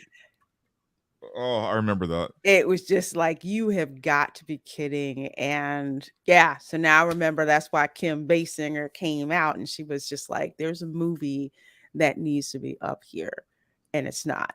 And that's Do the Right Thing. And people were like clapping in the audience. She's like, yeah, exactly, clap, because that film should be up there. So rather than go with a film that not only was beautifully shot, but the messages that were in it and just the emotions that came out of it, because there weren't a lot of easy answers after that film. And compare that to Driving Miss Daisy, and that's the one that wins the Oscar. You know what? It's not surprising, but yeah. Hollywood, like, at least especially back then, they like their safe movies, you know. Mm-hmm. Yeah, they did. It's almost like let's see, Denzel didn't get the Oscar for Malcolm X, but Right. they gave it to him for Training Day. Yeah. Kind of like, but yeah, that's the Academy, and you're right, Dante. That was when that independent push started to happen, and you had more like Black filmmakers and other filmmakers just crowdfunding and putting their own films out there and making money from those films because Hollywood in general wasn't doing that. I think with Do the Right Thing, didn't Spike get money from like Oprah Winfrey? He kind of like went around and got money from people to do this because Hollywood didn't really fund this film, if I remember correctly. I believe so. And I just know like Spike came along during that crop of directors, right? With like Kevin Smith and like Tarantino, Rodriguez, like all these guys were doing their own thing. And Hmm. Hollywood hated these guys, right? Like they hated them because they Yes. they kind of saw them ushering in this new era where the studios weren't as important. So, they didn't want to nominate any of their films. Not that any of Kevin Smith's movies need to be nominated, but No. I mean, but like, Spike and Tarantino for sure, like they deserve nominations at least. They sure did. I mean, their films. So I'll ask you, kind of tagging on what Dante was saying. Do you think that this around this time period where you had, Spike Lee and you had Tarantino, and you had a lot of these independent upstarts putting out films, how that kind of changed Hollywood? I think that I don't think it changed Hollywood at all. I think Hollywood, it took 20 years for them to kind of understand what was going on, and that they weren't ready for these incredibly talented young writers, producers, directors, actors. They weren't ready for this. They were still kind of like in the studio machine, and for the most part in the 80s, the studios were still going incredibly strong, Hmm. but their lack of ability to acknowledge new talent like Spike Lee kind of was not the best thing for Hollywood in a sense, because his incredible talent, it could have meant it didn't stop him from making films, but it could have meant that he could have gone a lot farther and also benefited the studios. But I think that his desire and his what pushed him is that he always made movies about stories that he absolutely loved. So he wasn't one of those directors who had to make studio films that were not his passion. Almost everything he made was his passion. So that's something that is very different. And that's kind of like what you would expect maybe for a foreign director. Stanley Kubrick left the United States and went overseas because he didn't like Hmm. the studio system dictating to him what he should be doing with his films. So Right. the fact that Spike Lee could do it, not only do this, but to also bring historical events and, let's say, culturally significant stories to the big screen, and a lot of them, like it. He had so many films that went into, onto cinemas, that it's quite remarkable he was able to do that. But it was obviously his talent and passion that did that, and I think eventually, I'm not going to say Hollywood has completely embraced Spike Lee. I think that they've kind of looked at him as, perhaps, as Dante said, a thorn in their side because he was able to do something that a lot of people can't do. But another thing that he did was that he has become sort of like the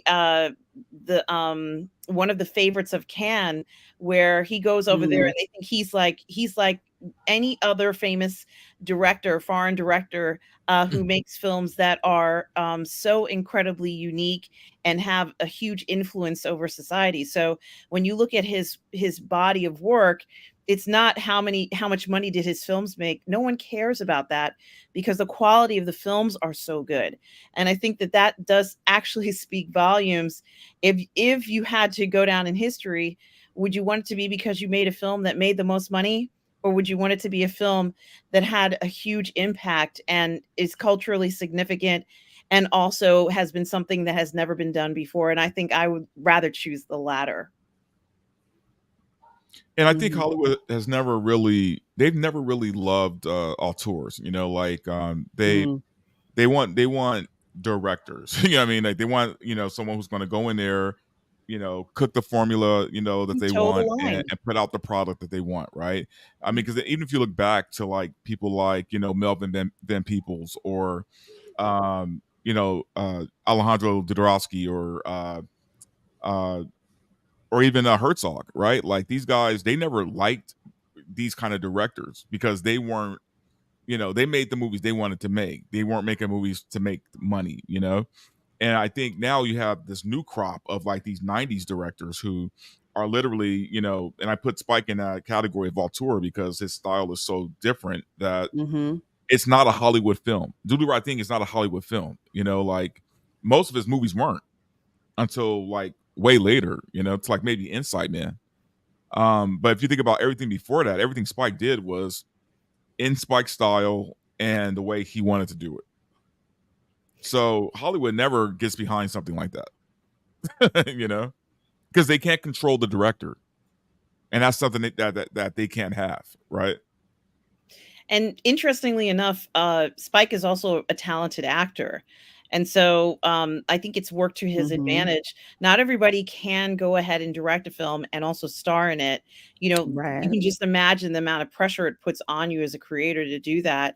But he seems to be able to do it repeatedly and quite effectively, to a point where it's not so significant that he happens to be the director and, let's say, writer or whatever else he might have done in this. You don't really care that it's him.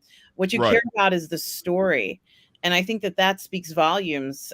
He also likes to show things from multiple sides, and I think that that's very interesting. And we've in the past we've talked about, you know, when you see it, a story, and it does, you know, this has a message. This movie has a message. There's no doubt about it. You know, Oh this yeah. is not. We're not going to go ahead and say this movie doesn't have a message, but he almost presents different sides, different points of view. Like, were you guys expecting the Korean guy to kind of jump out and say, "Hey, I'm like you guys"? I mean, I think he didn't have to. He didn't have to include that in this movie. He could have right, said, "I could care less about these people."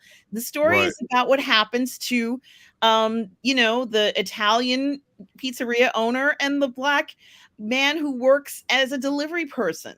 That's what the story is about. And then the black man who gets killed. Did he have to include the Korean guy in there? No, but right. he felt that he had to tell a more comprehensive story and to be realistic about what he felt was a pressure point, a hot point at the time. And Mhm. there are some films that I think Sidney Poitier had made some films like this where he'd be in something, you know, what's the name of the one, you know, where he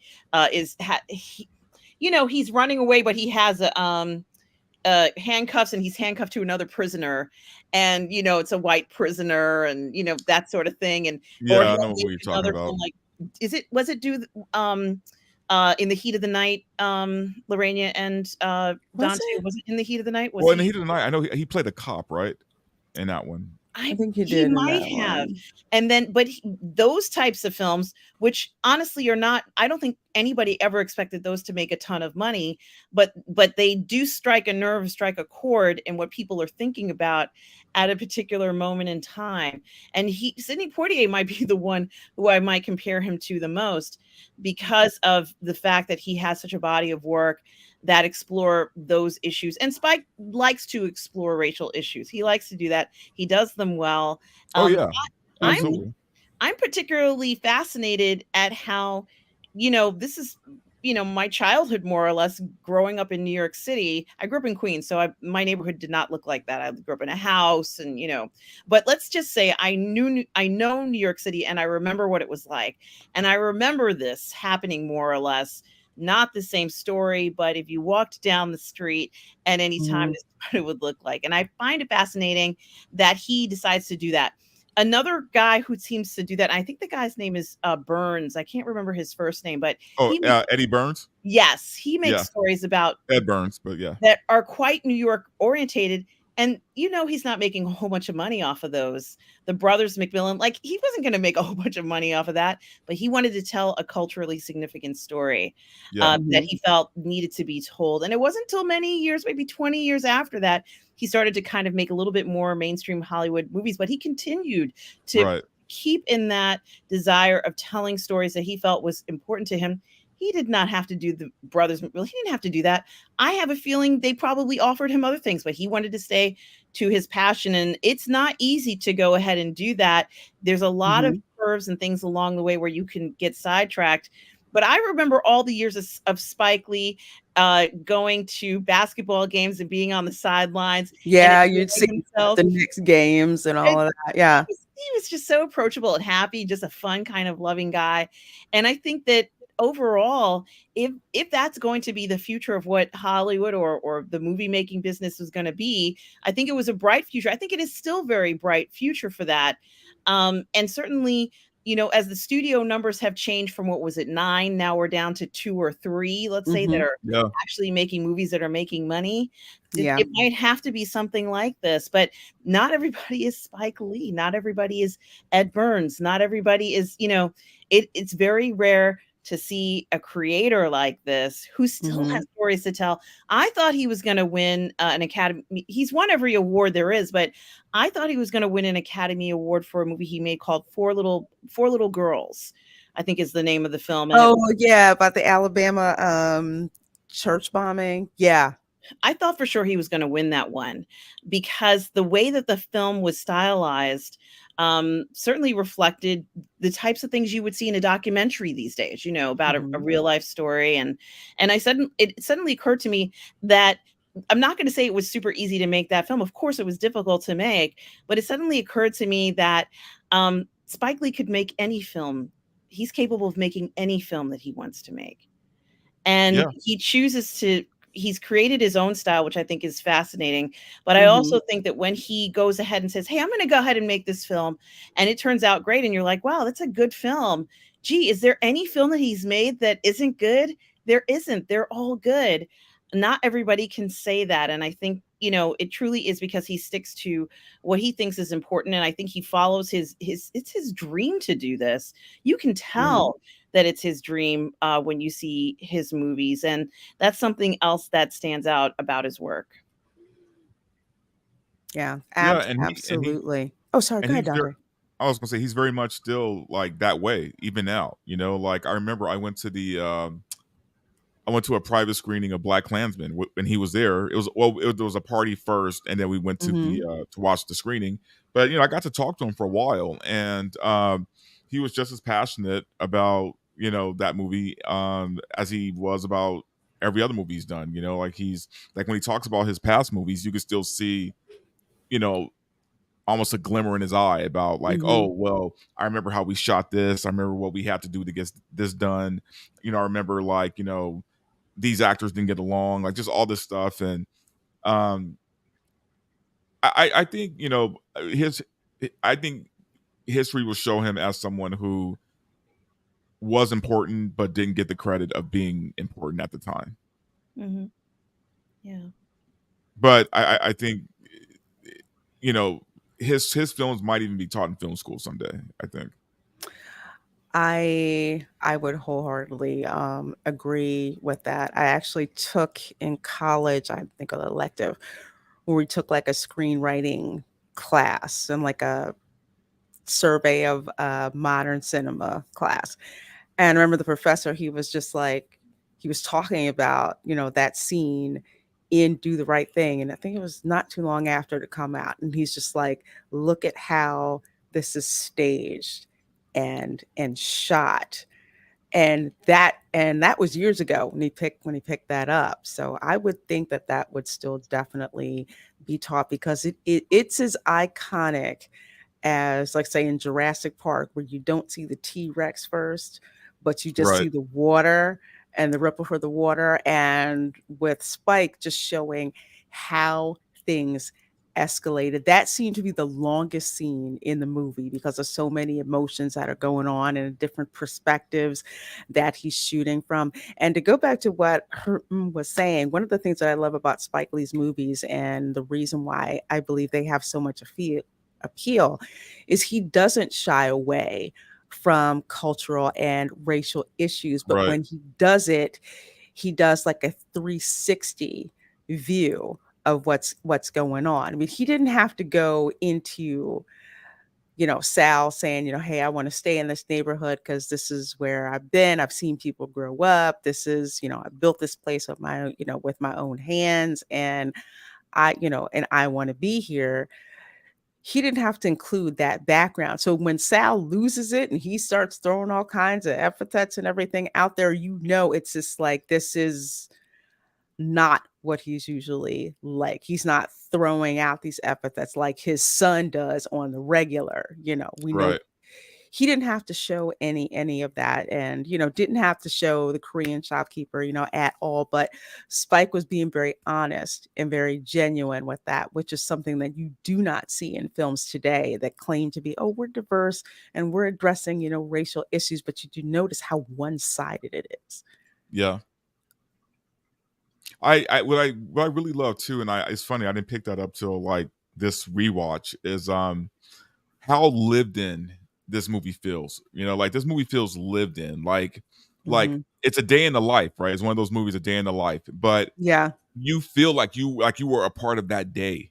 Like with these people. You know what I mean? Like you felt like you were Mhm. part of that day. Like you were right there on the steps, watching everything like they were. You know what I mean? Um, and that in itself to me is genius, man. Like I felt like it's one thing to watch a movie, but to feel like you experienced a movie, that's a totally True. different thing. And Spike did this back in '89. Mhm. Mhm. You know, Yeah, and it's not a surprise that this movie, along with a few of his other films, are preserved by the Library of Congress as being culturally significant. Mhm. Certainly, he did certainly capture something that's so relevant, I think, to what it's like to even be an American, more or less, and what life was like in 1989, looking at the payphone with the dial, with the rotary, and all those little nuances. There was nothing to distract you. You would go to work, you'd use landline phones, maybe you go to the movies and listen to the radio and watch TV, but that was pretty much it. Nothing else was around, and there was a lot of this personal interaction, much more face-to-face interaction, which I love to see of people. Even this, like where he's bothering his sister and she's asleep, and, he's not texting her, he's like, "I'm gonna close her nose so she can't right? breathe," or something like that, and I think we've all done that, right? It's the absolute best, but it's still being around people. I think that Mhm. does have a different quality of life, that some of the generations now are not experiencing. Mhm. Absolutely. Absolutely. Wow, this is, even watching it now after not watching it for years, I still feel that emotional, like a gut punch, and it just reminds me of how good movies are like that. And you notice another thing, this movie does not preach to you. It puts everything out there, no filter, raw emotion, everything, and allows the audience to make up their mind about what it is that they take away from that. So one of the things that I do appreciate about Spike Lee and others of his ilk is trusting the audience. And that's something that you really don't see really coming out of kind of Oh, you Hollywood. mean They as want to opposed to like the tell you. Disney approach to beating people over the head now Yes. with the message? Yeah. Yeah. Yeah. Disney and every other major studio right now. Like, we don't trust them to figure, we're going to tell them what you're supposed to take from this. And if you Yeah. don't take the right runaway, guess what? We're going to call you every name in the book. But this film, really puts into perspective when the country was really, really, really undergoing change between how different races and different ethnicities of people living together, how they solved that issue or address that issue, as opposed to now, if something doesn't sound to you the way that you should, you're automatically calling it racist. So I'm really glad that this film is out there, and hopefully more people go back and watch films from that era to, to realize it's really not that bad. Things were much worse, and perhaps you need to actually go back and watch these films and see just how bad things used to be. Not only how bad things used to be, but the people who were trying to make things better for future generations as well. Yeah. Can you imagine if they tried to remake this movie now? It Oh would be shoot. a mess. It would be like if they pulled some young quote activist director up today to try to remake this movie, it would be all over the place. It would be insulting, pandering. It would be beating you over the head with their message, right? Like Hmm. it wouldn't be the same intelligent movie that we just saw. And that's the key word, intelligent, because this movie isn't dumbed down, um, at at all, at all. No, it doesn't. Like it literally treats the audience like you're supposed to treat an audience. I mean, if you're trying to make something thought provoking, then allow them to think, right? Allow the audience to think. And again, it's just sad that we won't get that level of filmmaking today, because now the pendulum has swung the complete other way, where Hmm. Hollywood didn't want to touch these issues. Now they're trying to bank on these issues. True. Hmm. Absolutely. So, last words on this film. Wow. I'm just glad that let's say the Europeans love Spike Lee, and when he goes over there, he is kind of treated like, the talent that he is. Hmm. And that's so important for him to be recognized by people who value the aesthetic over the dollar amount when it comes to movie making. Yeah. For me, I just it kind of reminds me of wanting to go back and rewatch his other stuff. Like I feel like Mm, I only saw Jungle Fever once, and now it's like, you know what? I kind of want to revisit that too, because right, because that's a yeah. whole other thing, racial relationships, and Hmm. like I'd like to see it now with these eyes, right, as opposed to when I saw it when I was young, just so Right. I can see the nuances, right, of it. So if anything, what today did was it made me want to go back and watch Spike Lee's older work. Mhm. Nice. And it reminded me to go watch Black Klansman, because that was the one movie I had not had a chance of his to uh to see. But yeah, definitely I want to go back and actually watch Girl Six. That's one of his movies that I don't think I ever got a chance to see that one. And now I'm just like, I think I'm gonna go back and check that one out. Well, you saw She's Gotta Have It, right? Yes, I did. Yes. Mhm. Okay, good. Okay. Yeah. Because I think that was his first one, I That was think, his first movie. right? His first, like, big movie. Yeah. His first, yeah. She's Gotta Have It. She's gotta have it. Yep. Nola. What? Nola. What? Nola. What? Do you love me? Do you love Oh, well, folks, thank you so much for hanging out with us for this watch party. We love these types of movies, black exploitation culture movies. Love talking about them. Love having Dante and with us discussing it. So, please let the people know where they can find you, and we'll start with the. Yes, thank you for having me here tonight, Lorena. It's been such a pleasure to be with you and Dante tonight. This has been such an enjoyable experience to watch a film that is just so extraordinary. And guys, you can find me on my YouTube channel, Positive Fandom, where I do all the parlay in the fandom. I have a Sunday brunch show at 10:30 on Sundays. I do watch parties. Lorena is good enough to watch the Outlander series with me. I also do gaming streams. That was it was so good. And I also look at historical films on my channel, where I just love looking at these films that were made.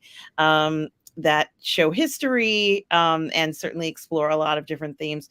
on my YouTube channel, Positive Fandom, but you can also find me on the Burr Network as well. I'm going to be on the Burr Network later tonight at midnight, streaming with Robert.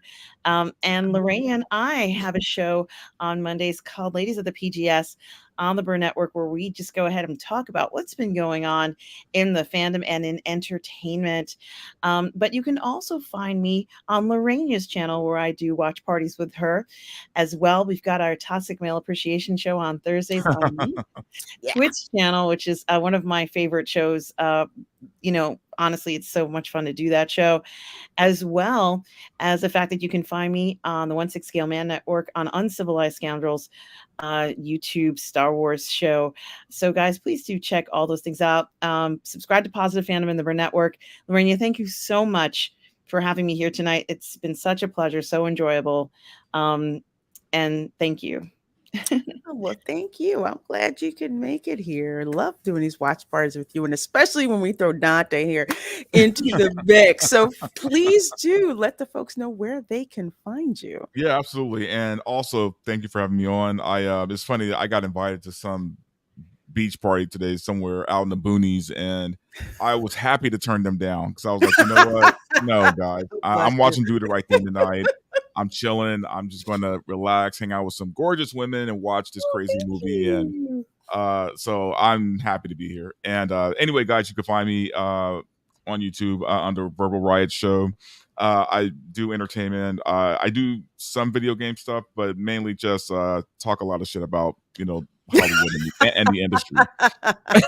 You can also find me and a lot more on the Film Threat channel as well. I'm going to be doing a lot of Fridays with them moving forward. And yeah, you can find me there.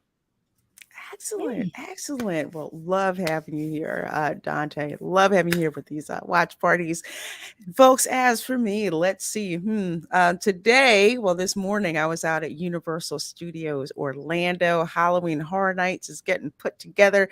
Scare zones are being put together, and we got to look at the setup that they have going on for the Last of Us haunted house. So got to see basically Very where cool. you go in, where you come out. They've got the booth, Fedra, quarantine, all of that. They have that set up. So that, among all the other stuff that we looked at, including, hippie vampire bus, you gotta watch the stream to see where that is.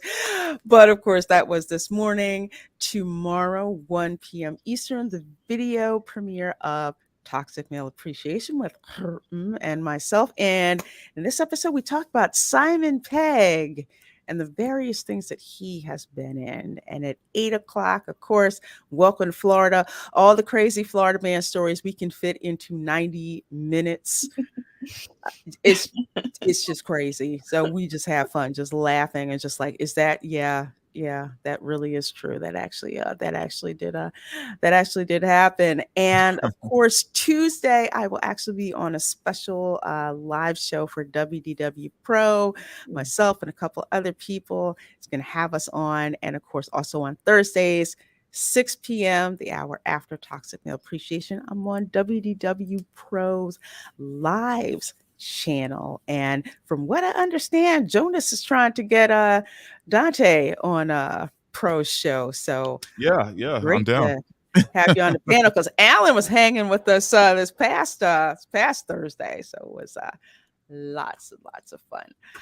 So, folks, thank you so much for watching. If you're watching this on the replay, please do hit that like button. Make sure that you have subscribed to both of my absolutely amazing panelists, and we will see you next time. Bye.